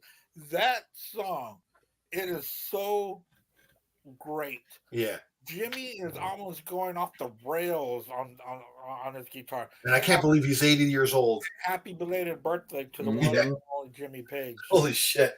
That dude is just amazing. I mean, he was the reason why he introduced us to the Guitar Hero, the Guitar God, guitar solos, and then we've talked about so much about his production work that he did for the Led Zeppelin album. Yeah. There's no other production that sounds so crystal clear, and of course he did it with love. It's his own music, you know. So, you know, I'm going to go with The Song Remains the Same. It's also the title. Another great album. That's another great opener, man. Yeah, it is, man. You just comes out, and I mean, that was my favorite Zeppelin album for a while, but it's been going back and forth lately.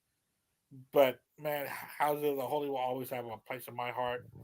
But that's a great opening track.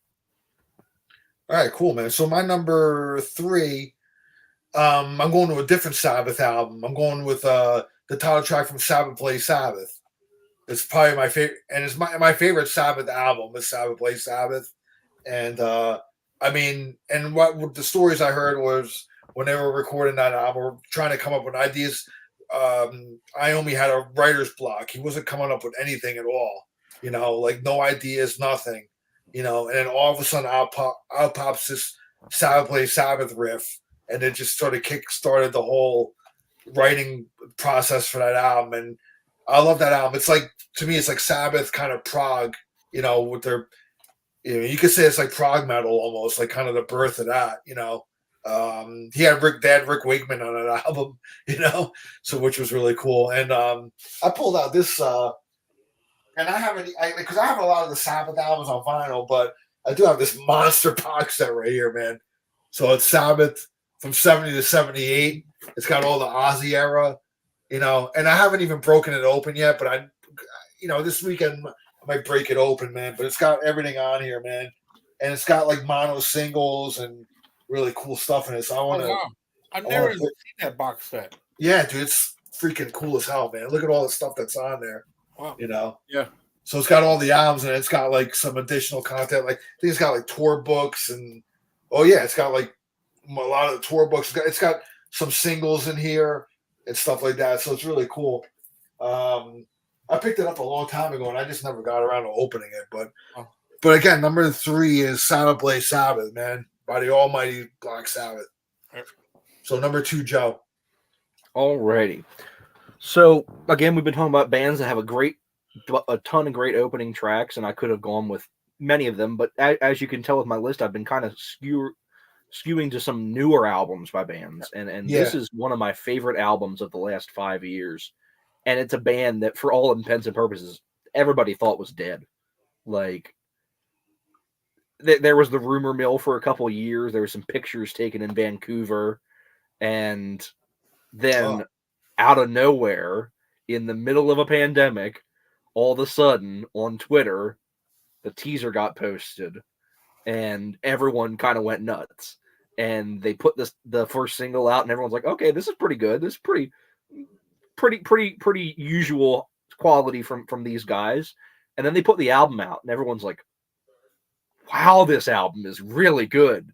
And right from the beginning, with the opening track, realize, what a great way to kick off this album. And just right from the beginning, Angus's guitar, and then you hear Brian come in, the voice you never thought you'd hear again. Yeah. And it's just it just sends the goosebumps up your arms. Just a great way to open this album. It's not even my favorite track off the album. But it's such a great album. Damn, it was good. It's such a great album. And I mean, I always have a soft spot. Through the Mist of Time is my favorite song on this album. I think that immediately catapulted into like my top 10 AC/DC songs. But this album is, and they've had, I mean, I thought Rock or Bust was a really good album. Yeah. Black Ice was a little, it was too long. But they've been pretty solid over the past couple decades as far as albums go. I thought Ball Breaker was a really good album. Had a couple meh songs on it. Stiff Upper Lip was okay, but they put this album out that nobody was expecting. Yeah. And when the world needed AC/DC the most, in the middle of a global pandemic, they said, okay, here's what we've been working on. Let's just drop an album. This is what we've been working on for the last 2 years. And oh yeah, those pictures that you saw in Vancouver in 2018, they were correct. Yeah. What an album. I hope it's not, but if this is what AC/DC goes out on, yeah, that's a great way to end. If they're going to end on the album, man, that's for me, that's the best album since like Flick of the Switch, because I like Flick of the Switch a lot. Yeah, I love Flick of the Switch. I agree.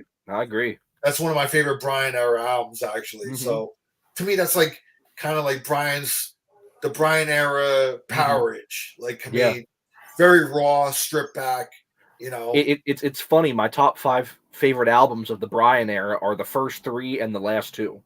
Yeah, those are my top 5. Yeah, that album is freaking killer, man. I need to go back and listen to that album again. I haven't listened in a while. The reason I put it on here, I just listened to it not too long ago. I'm like, my God, this album just came out of nowhere, and it had no right to be this good. Yeah, and it is. Yeah.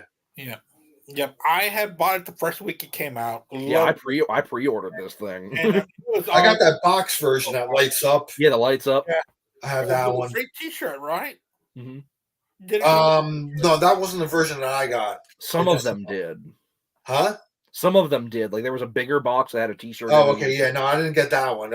One I have is just like the box. I have the vinyl of it too. Okay. But yeah, but you have that album? You only have the CD out, Andy? I've got the CD to that, yeah. Yeah, I bought the CD because it was a lot cheaper. Yeah. But I probably will go look for the album itself. I really haven't been doing doubles anymore, but that really does belong back here. It's a really good album. Yeah, because to me, I liked them. Well, of course, you like every AC/DC album, but Razor's Edge was like the top for a while for me. because Ball Breaker was okay, all those other ones were okay, but Power Up was just like wow, these guys still bring it, and with ease too. It just felt right.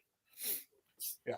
Yeah, see, Razor's Edge, I liked it when it came out, but I don't know, that album has not aged well with me. Okay. There's only a few select tracks I like on there, but overall, I think, like I said, it hasn't aged well with me. I mean, if you like it, that's awesome, dude. But for me, that's not. It doesn't even fall in like the top. It falls about in a lower tier. Oh, really? Yeah, Same here. There's like, I love the title track, and I love Fire Guns is amazing. Yeah. I like Money Talks. That's a good. I like of all the singles, I like that the most. Yeah, I never Thunderstruck, man. I never need to hear Thunderstruck again. I love Thunderstruck. Yeah, I'm burnt out on that one. But listen, I'm burnt out on Shook Me All Night Long too. So, you know. But anyway, that's So that was your number two, right, Joe? Okay, go ahead, and. My number two, I had to have a Beatles song in here somewhere, but which album am I going to take it off of? And I went with the title track of A Hard Day's Night. Nice. It's such a great track. That opening chord. Mm-hmm. That was one of my favorite Beatles albums for a long time, all through high school and to my early years of college. That was my Beatles album to go to. I loved it. That's fantastic, and I still do. And that's my number two is A Hard Day's Night. I just love the way it just ring. I mean, it's ringing in a new era. That famous opening chord, man. Yeah. I mean another band that had a ton of radio. I mean, Hard Day's Night, Help, Taxman, yeah, Sgt. Pepper, Magical Mystery Tour, Back in USSR, Come Together, No Reply. Yeah. Yeah. You could have got No Reply too. Jeez. Mm-hmm. Yeah. I was standing there. Just their early stuff. Just some good stuff. So I'm going to go with the title track of A Hard Day's Night. All right, cool. Yeah. So my number two, Andy touched on this earlier, but I got to go Mean Street, Van Halen. My favorite Van Halen album of all time is this one, and Mean Street. What a way to open up. When Eddie just sounded like an alien, just tapping in. It's a slap tap thing he does to open up the album, and just the darker aspect of the darker tone of the album. It's my favorite guitar tone of his. Again with the whole Joe touched on it earlier, like the Brown sound. The Brown sound really was described as Alex Van Halen's snare sound originally. That was the original. That's what Eddie meant about a Brown sound. Because Alex Van Halen, man, he has a very distinctive snare drum sound. Like when you hear that drum sound and snare, it's him. It's instantly recognizable. And Eddie called that like a brown. The reason why he called it brown sound is because it sounds like you're hitting a log, like a log. It's got that kind of sound to it, real deep, rich kind of snare sound. And somehow the brown sound got applied to Eddie's guitar tone, and I think this album has my favorite guitar tone of his, man. I mean, he just sounds ferocious on here, and it's my number one Van Halen. I can go between this one and the first album as like my number one. To me, the first four albums are flawless, dude. I mean, just not, there's no one bad note in there, I love Diver Down in 1984 too. I mean, hey, listen, the first six pack, but I mean, the first four are just to me flawless, dude. And then Diver Down, they get a little more poppier, but I mean, that's still a great album, man. I that's a great summer album for me. Diver Down. Oh yeah. And then 1984 just celebrates 40 years, man. What was it yesterday? I can't believe it, dude. Like 40 years, man. And that was my soundtrack to my summer of the '84. I made a post about it, about how I used to ride BMX with like my friends and stuff, listening to that tape on a boombox. And that was my soundtrack to summer of '84, man. Such fond memories, man. I was only 12 years old, so it was cool, man. But fair warning. So I'm gonna go Mean Street, my number two. So now we're down to the number one. And Joe, man, kick it off, brother. All right. So this, I think, is a really underrated album from this band. I think it's an underrated band in general, and I've talked a lot about them lately. And this is a song that, right from the get go, from the first note, just blows you away. It comes out of kind of nowhere. You put the album on, and the first thing you hear is a big opening riff, and that is Black Blade by Blue Oyster Cult, Ooh, off of yeah, the Cultosaurus Erectus album. yeah. Just out of nowhere, that riff That's cool, comes dude. in, just Yeah, Okay. right at the beginning, and just really cool. There's like kind of weird like effect on the vocals throughout the verses, and then the chorus comes in, the riff comes back in throughout the chorus, and just really cool kind of effects throughout the song. And just the band is just ripping on this one. It's one of their heavier songs. yeah, Um, but it's a great way to open this album. I think this is a really underrated album, one of my favorites from them, and I think this is just a great way to open this up. It's one that I don't hear people talk about too much, yeah. and I've been on a huge Blue Oyster Cult kick lately. I had to put this at But the you top got of my that live list. album, right? Oh Yeah. yeah. I've been streaming that. I got to get Mhm. for hard copy because after Joseph had mentioned it, dude, That's that killer, man. album badass. Yeah. I'm so ready for the next two to come out. Like I said, that's the first of a three three set Yeah.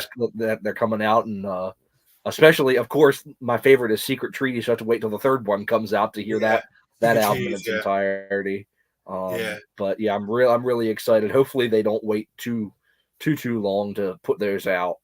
Those first three albums, so that black and white period, man, Mhm. just ridiculous. Yeah, You know? Mm-hmm.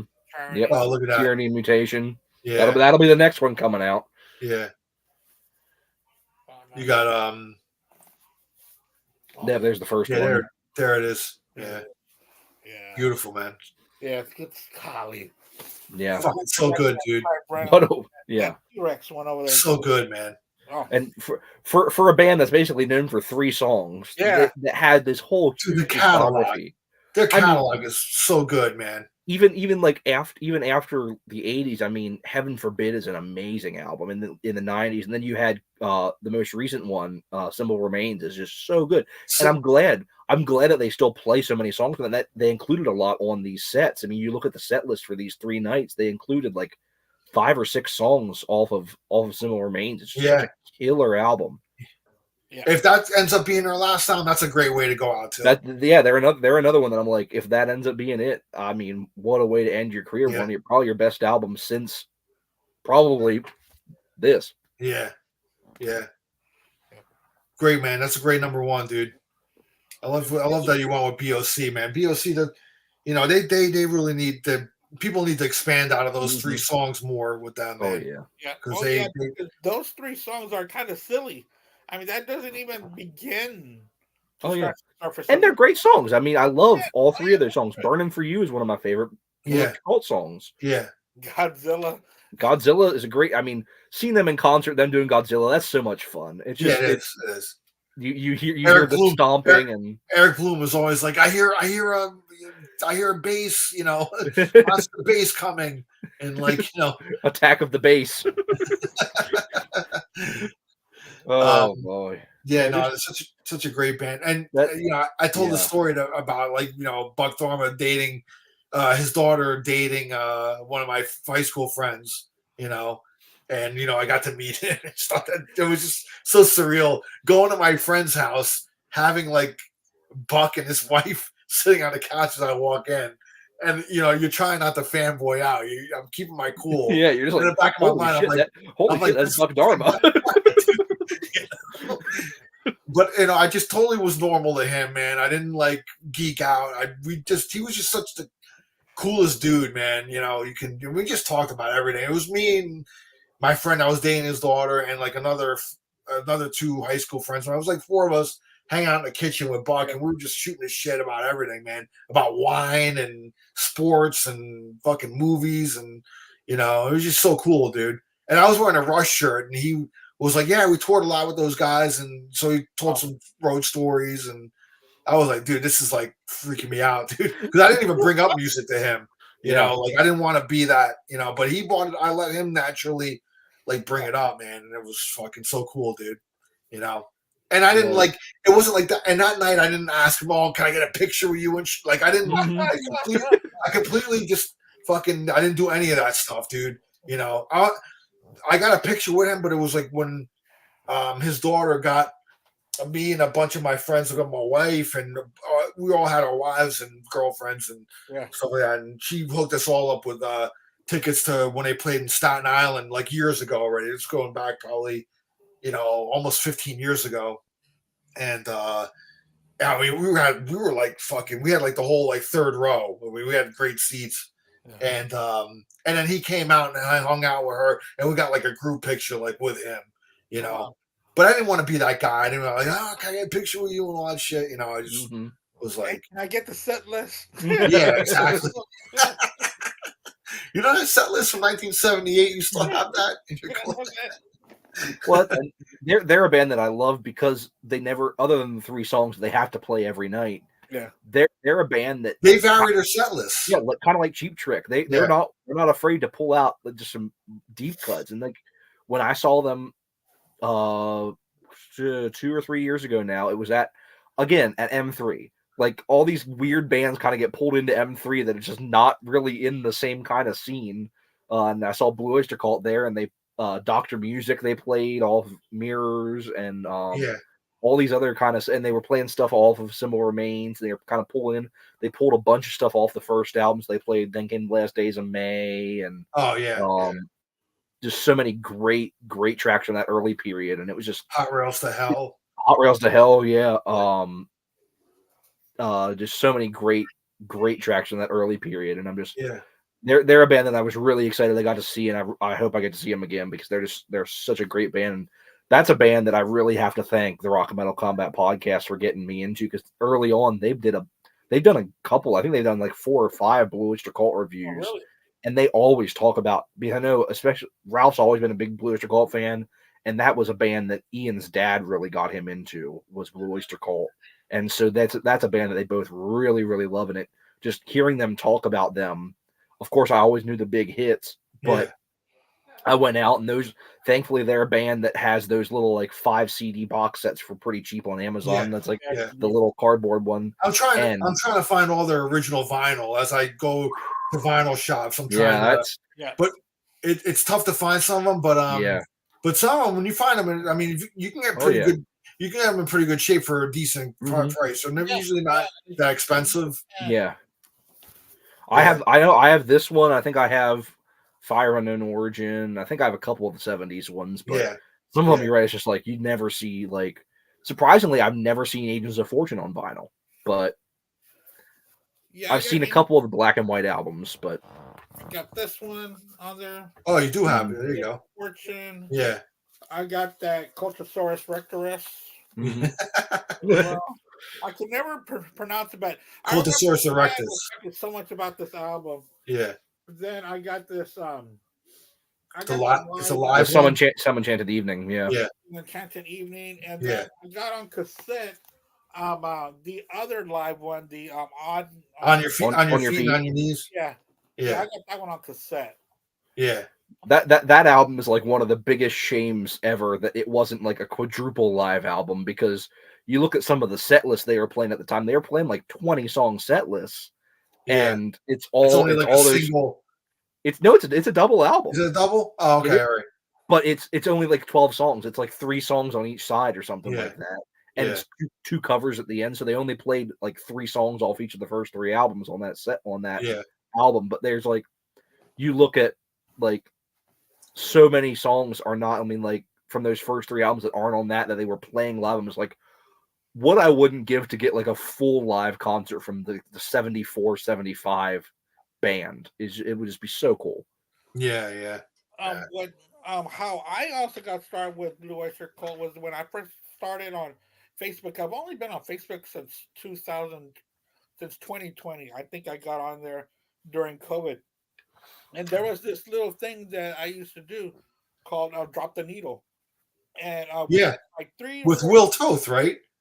Oh yeah, well this was before Will Toth. Oh, okay. It was me and 3 other guys, and we would spin at the same time or stream at the same time and comment.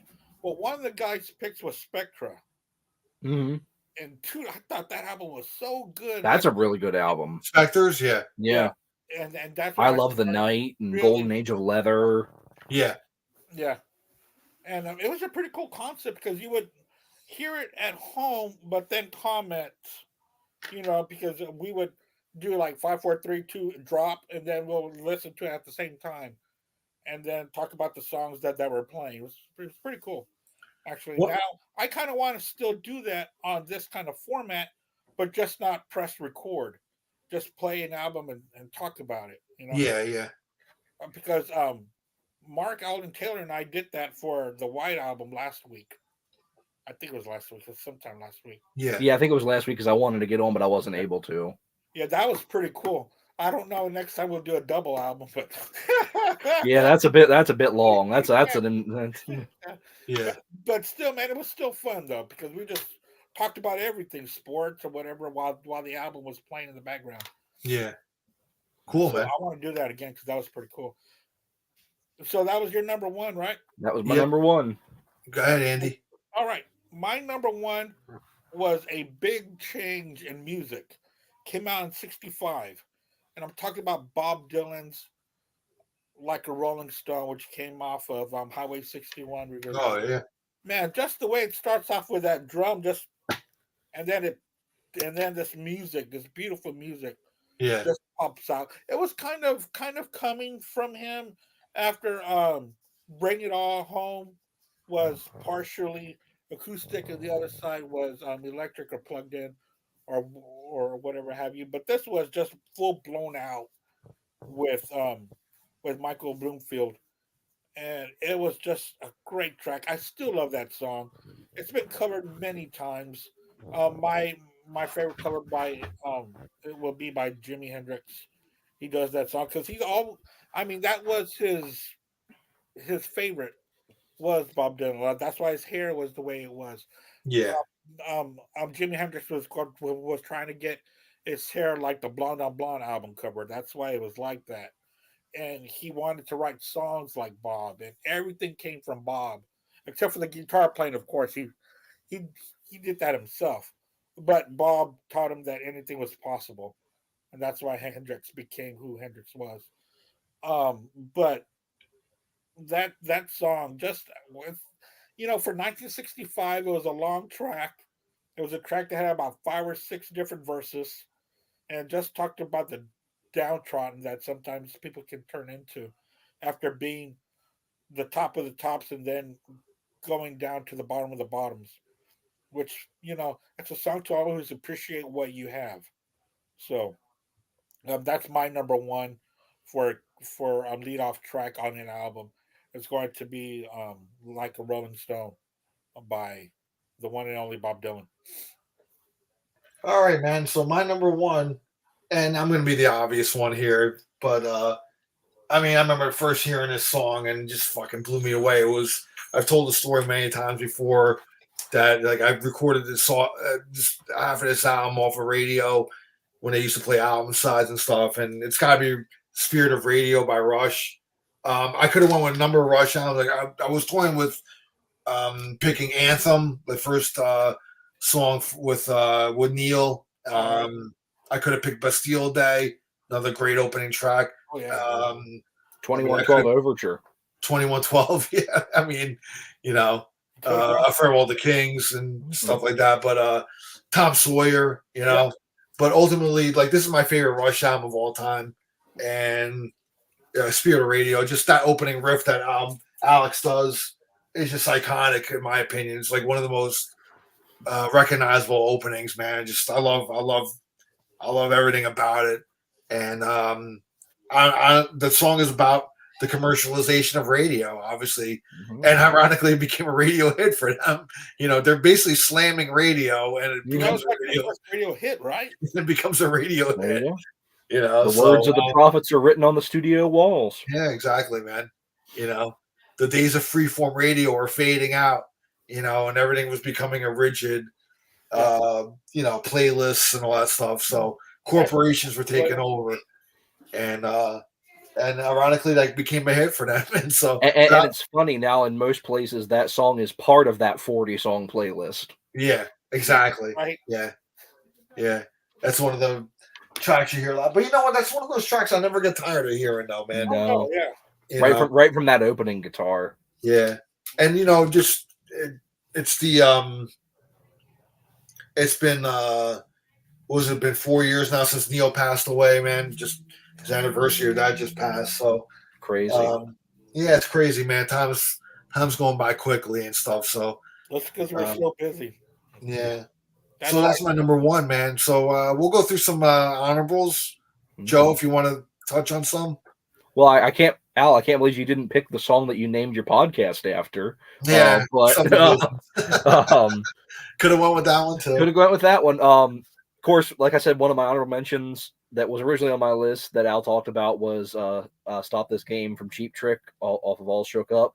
Yeah, I'm sorry about that, brother. Oh no, but I'm glad someone talked about it, because that was one I didn't expect any of you guys to pick. But yeah, hey, more power to you. I'm glad somebody talked about it. It's a great track, definitely underrated in their discography. Definitely check that album out. Like you said, for anyone that cuts off after Dream Police, yeah, it's definitely worth it listening to that album. It's still the original lineup. It's still a great album. I mean, after that, I didn't get into much of their stuff in the 80s. Other than that, I really kind of came back in with Woke Up With a Monster and the 97 album. But All Shook Up, other than like one or two tracks, it's a great album, and that's a great way to open it up. But my other picks are for honorable mentions are ones that are a little bit more kind of popular picks. Like I said, I was kind of sticking a little bit more out of the ordinary on my list, but ones that I just really love that are a little bit more popular. Rock Rock Till You Drop off of Pyromania by Def Leppard, great opening track. The Police, Message in a Bottle, All Forgot It Belong, possibly my favorite Police album. Goes back and forth between this and the first album, but great way to open that album with one of the most famous guitar riffs of all time. You guys both have 4 albums. That's just crazy. 5. They only have 5. Okay, still. Yeah, still. What a great career! What a great career! 5 albums in and out, done. Yep. You guys both picked a Sabbath album. I'll go ahead and pick a different Sabbath album, one that we've all actually talked about together not too long ago, and one that I know Andy wasn't too crazy about the opening track of, "Hole in the Sky" by Black Sabbath off Sabotage. One of my favorite Black Sabbath songs. Great way to open this album. Great track. And lastly, one that's really, really special to me because it was, in my memory, the first album that I ever heard. My dad had it on cassette tape, and most people, when they listen to this song, they have to listen to the single version because the intro goes on for too long.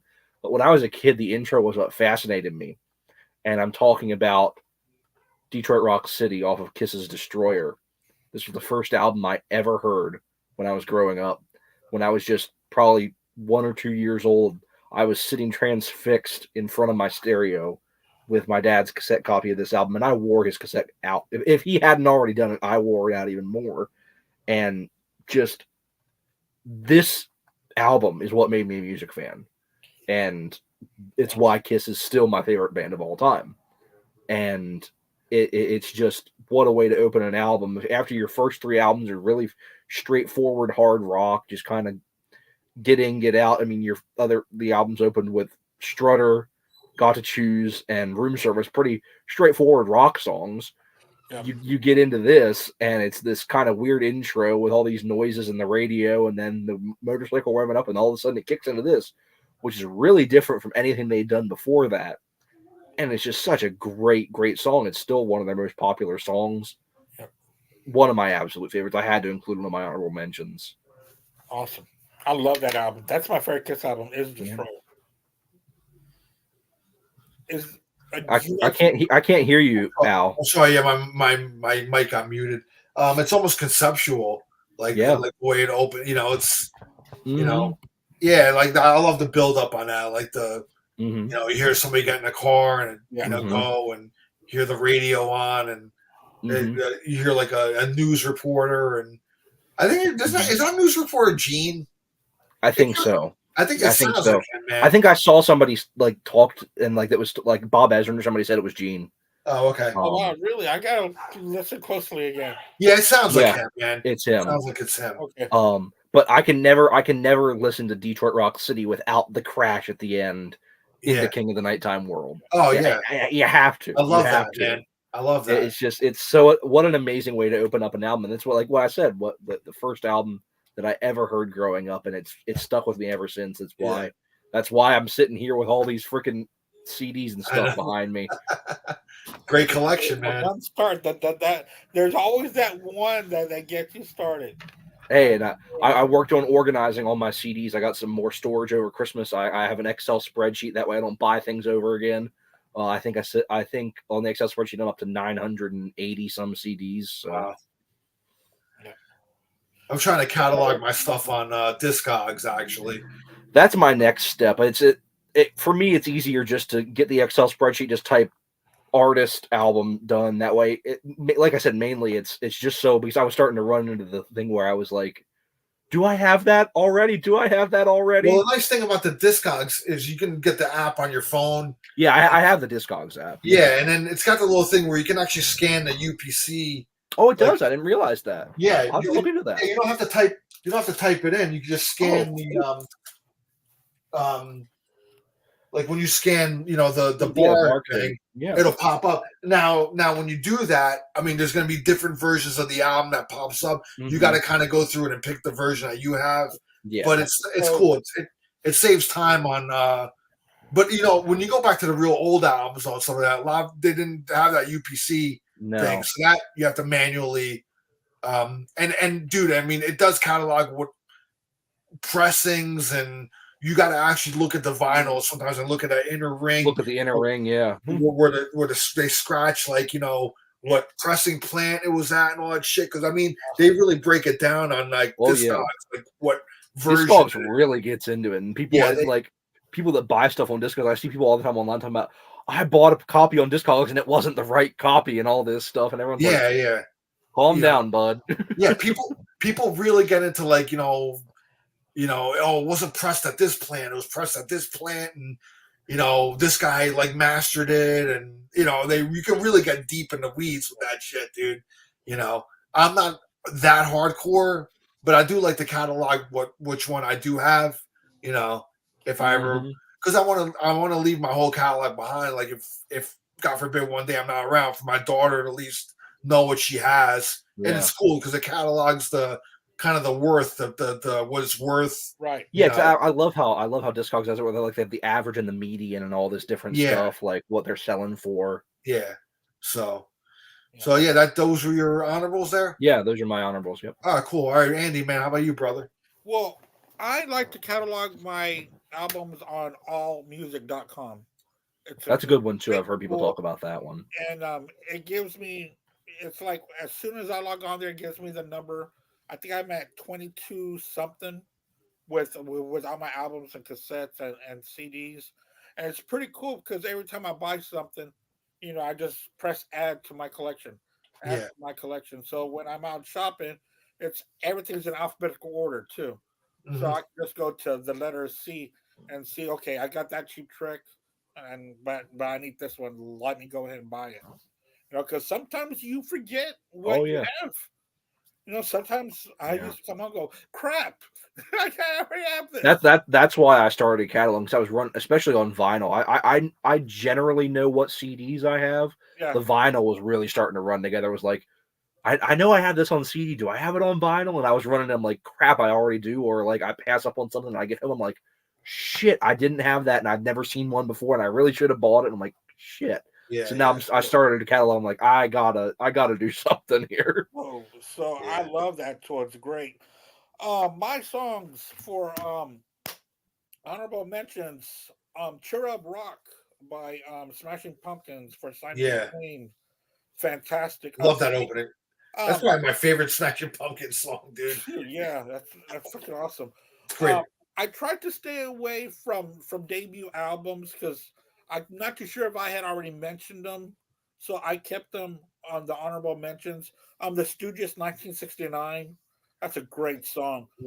I know that I've never talked about this, but I'm going to mention it. off the album Sex Packets by Digital Underground. Oh, Humpty Dance. I love that song. I've always loved that song ever since I was in high school. The Humpty Dance. I once got crazy in the Burger King bathroom. I'm crazy. Love that song. Also, Yankee Rose off Nice. by David wow, Lee good one. Roth, also Eat 'em and Smile. I love this album by Don Henley, the title track, End of the Innocence.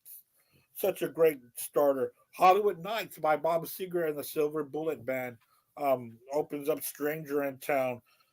Boston's More Than a Feeling. We get Yeah. introduced to the band Boston that way. Hotel California by the Eagles. Another epic, monumental, one of the greatest songs ever. And that's all for my honorable mentions. Everything else I talked about. All right, man. I mean, I know we usually pick like 5 honorables, but like I got a couple albums. I'm gonna go with Toys in the Attic by Aerosmith. Great opening track Yeah. on an album. I mean, it just comes out of the gate just swinging, man. You Totally. know, Totally. the Stones, Start Me Up Oh, on Tattoo You. I thought, Very iconic. You know, like that riff, man. When you hear that riff, man, you know what's coming. yeah. You know, Mhm. on the hip hop front, I'm gonna go with Peter Piper from Run DMC's Raising Hell. Mm. I love them. I've always loved Run DMC. Great opening, great opening track. I mean, Yeah. you can't go wrong with Hell's Bells. You know, off of AC/DC's Back in Black. Um, you know, we got a couple other ones. Dogman by King's X. I love that. Oh yeah. You know, give me $1. I mean, just right off the bat, just goes right into it. Them Bones by Alice in Chains. I love the Oh, way it opens up Dirt. You know, that's so fucking good. I know Ace of Spades, dude. You know, Yeah. that's another great opener. Radio Free Europe by REM. Love that Mhm. one. Yeah. Angel of Death, Slayer. Mhm. Live Wire, Motley Crue.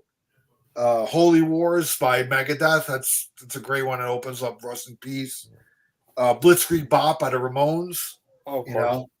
know, that's just a couple of them I'll touch on. It's straight out of Compton by NWA. I could throw that one in there too. I thought about that one too, but I threw in Humpty Dance instead.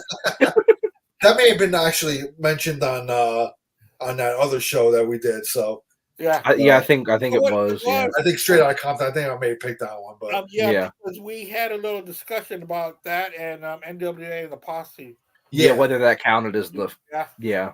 Yeah. as the debut. But the NWA and the Posse was more of like a compilation of like Yeah, it was. it wasn't just Yeah. strictly NWA. So I remember the little debate we had on that one. But but yeah, man, that's the show, man. So that was our favorite opening tracks, you know, for the month of January 2024. Great way to kick it off. And Joe, I want to thank you for being on as usual. Thank you, Joe. You're a definite regular on the show. We love you having you always, man. Great. Yeah, And that thank you great guys. collection, that great collection behind you, bro. Yeah, like Mark says, I always am able to pull out something out of my bag of tricks Oh, over here. I'm always yeah. always got something close by. Yeah. So we thank you, and Andy, man, take it away, bro. What do we got going on next week? Oh yeah, next week a big show. We've got the band Dawn of the Rising that is going to be on our show. They've got a new album coming out on the 19th, and so they'll be on our show on the 17th to talk about that album. I spoke to the guitar player this morning, Iggy. This will be their third time on Black Spinner Circle. Yeah, so we're very familiar with them. They haven't been on in a long time though. But yeah, it's been a while, so we get to talk to them. I had asked him who's all going to be there, and he just said the guys. So I'm expecting, because most of the time it's just him and Ray Kuhn, who's the lead singer. Yeah. But I'll be very excited to see who else is going to be on there. We're going to be talking about our top 15 Metallica songs. So that's going to be fun because I remember we had done Metallica albums with them and Judas Priest albums. I always try to keep it heavy with those guys because they're a hard rock heavy metal band. They are out of the Phoenix area. Yeah. So they'll be coming out with an album. It's going to be available on CD format and all streaming all streaming sites platforms. they are already on Spotify and on Apple. of their previous releases. I'll send you some clips, Joseph. You're not too Yeah, sounds good. Yeah. So that's what we have going on next week, and I think Al and I will talk about this a little bit more. But I think we're going to end the month with the albums that came out monthly, so that we can stay current with the new albums that are coming out. I haven't seen anything yet for the month of January, but we'll keep talking about topics. And I know Al's got a whole bunch of topics in the top of his head, and so do I. So we got a lot of stuff coming on. So Yeah. um, so just Yeah. And not this Saturday, following Saturday for me, I'm gonna go see Kansas. It's gonna be awesome. Dude, this tour is Yeah. so good.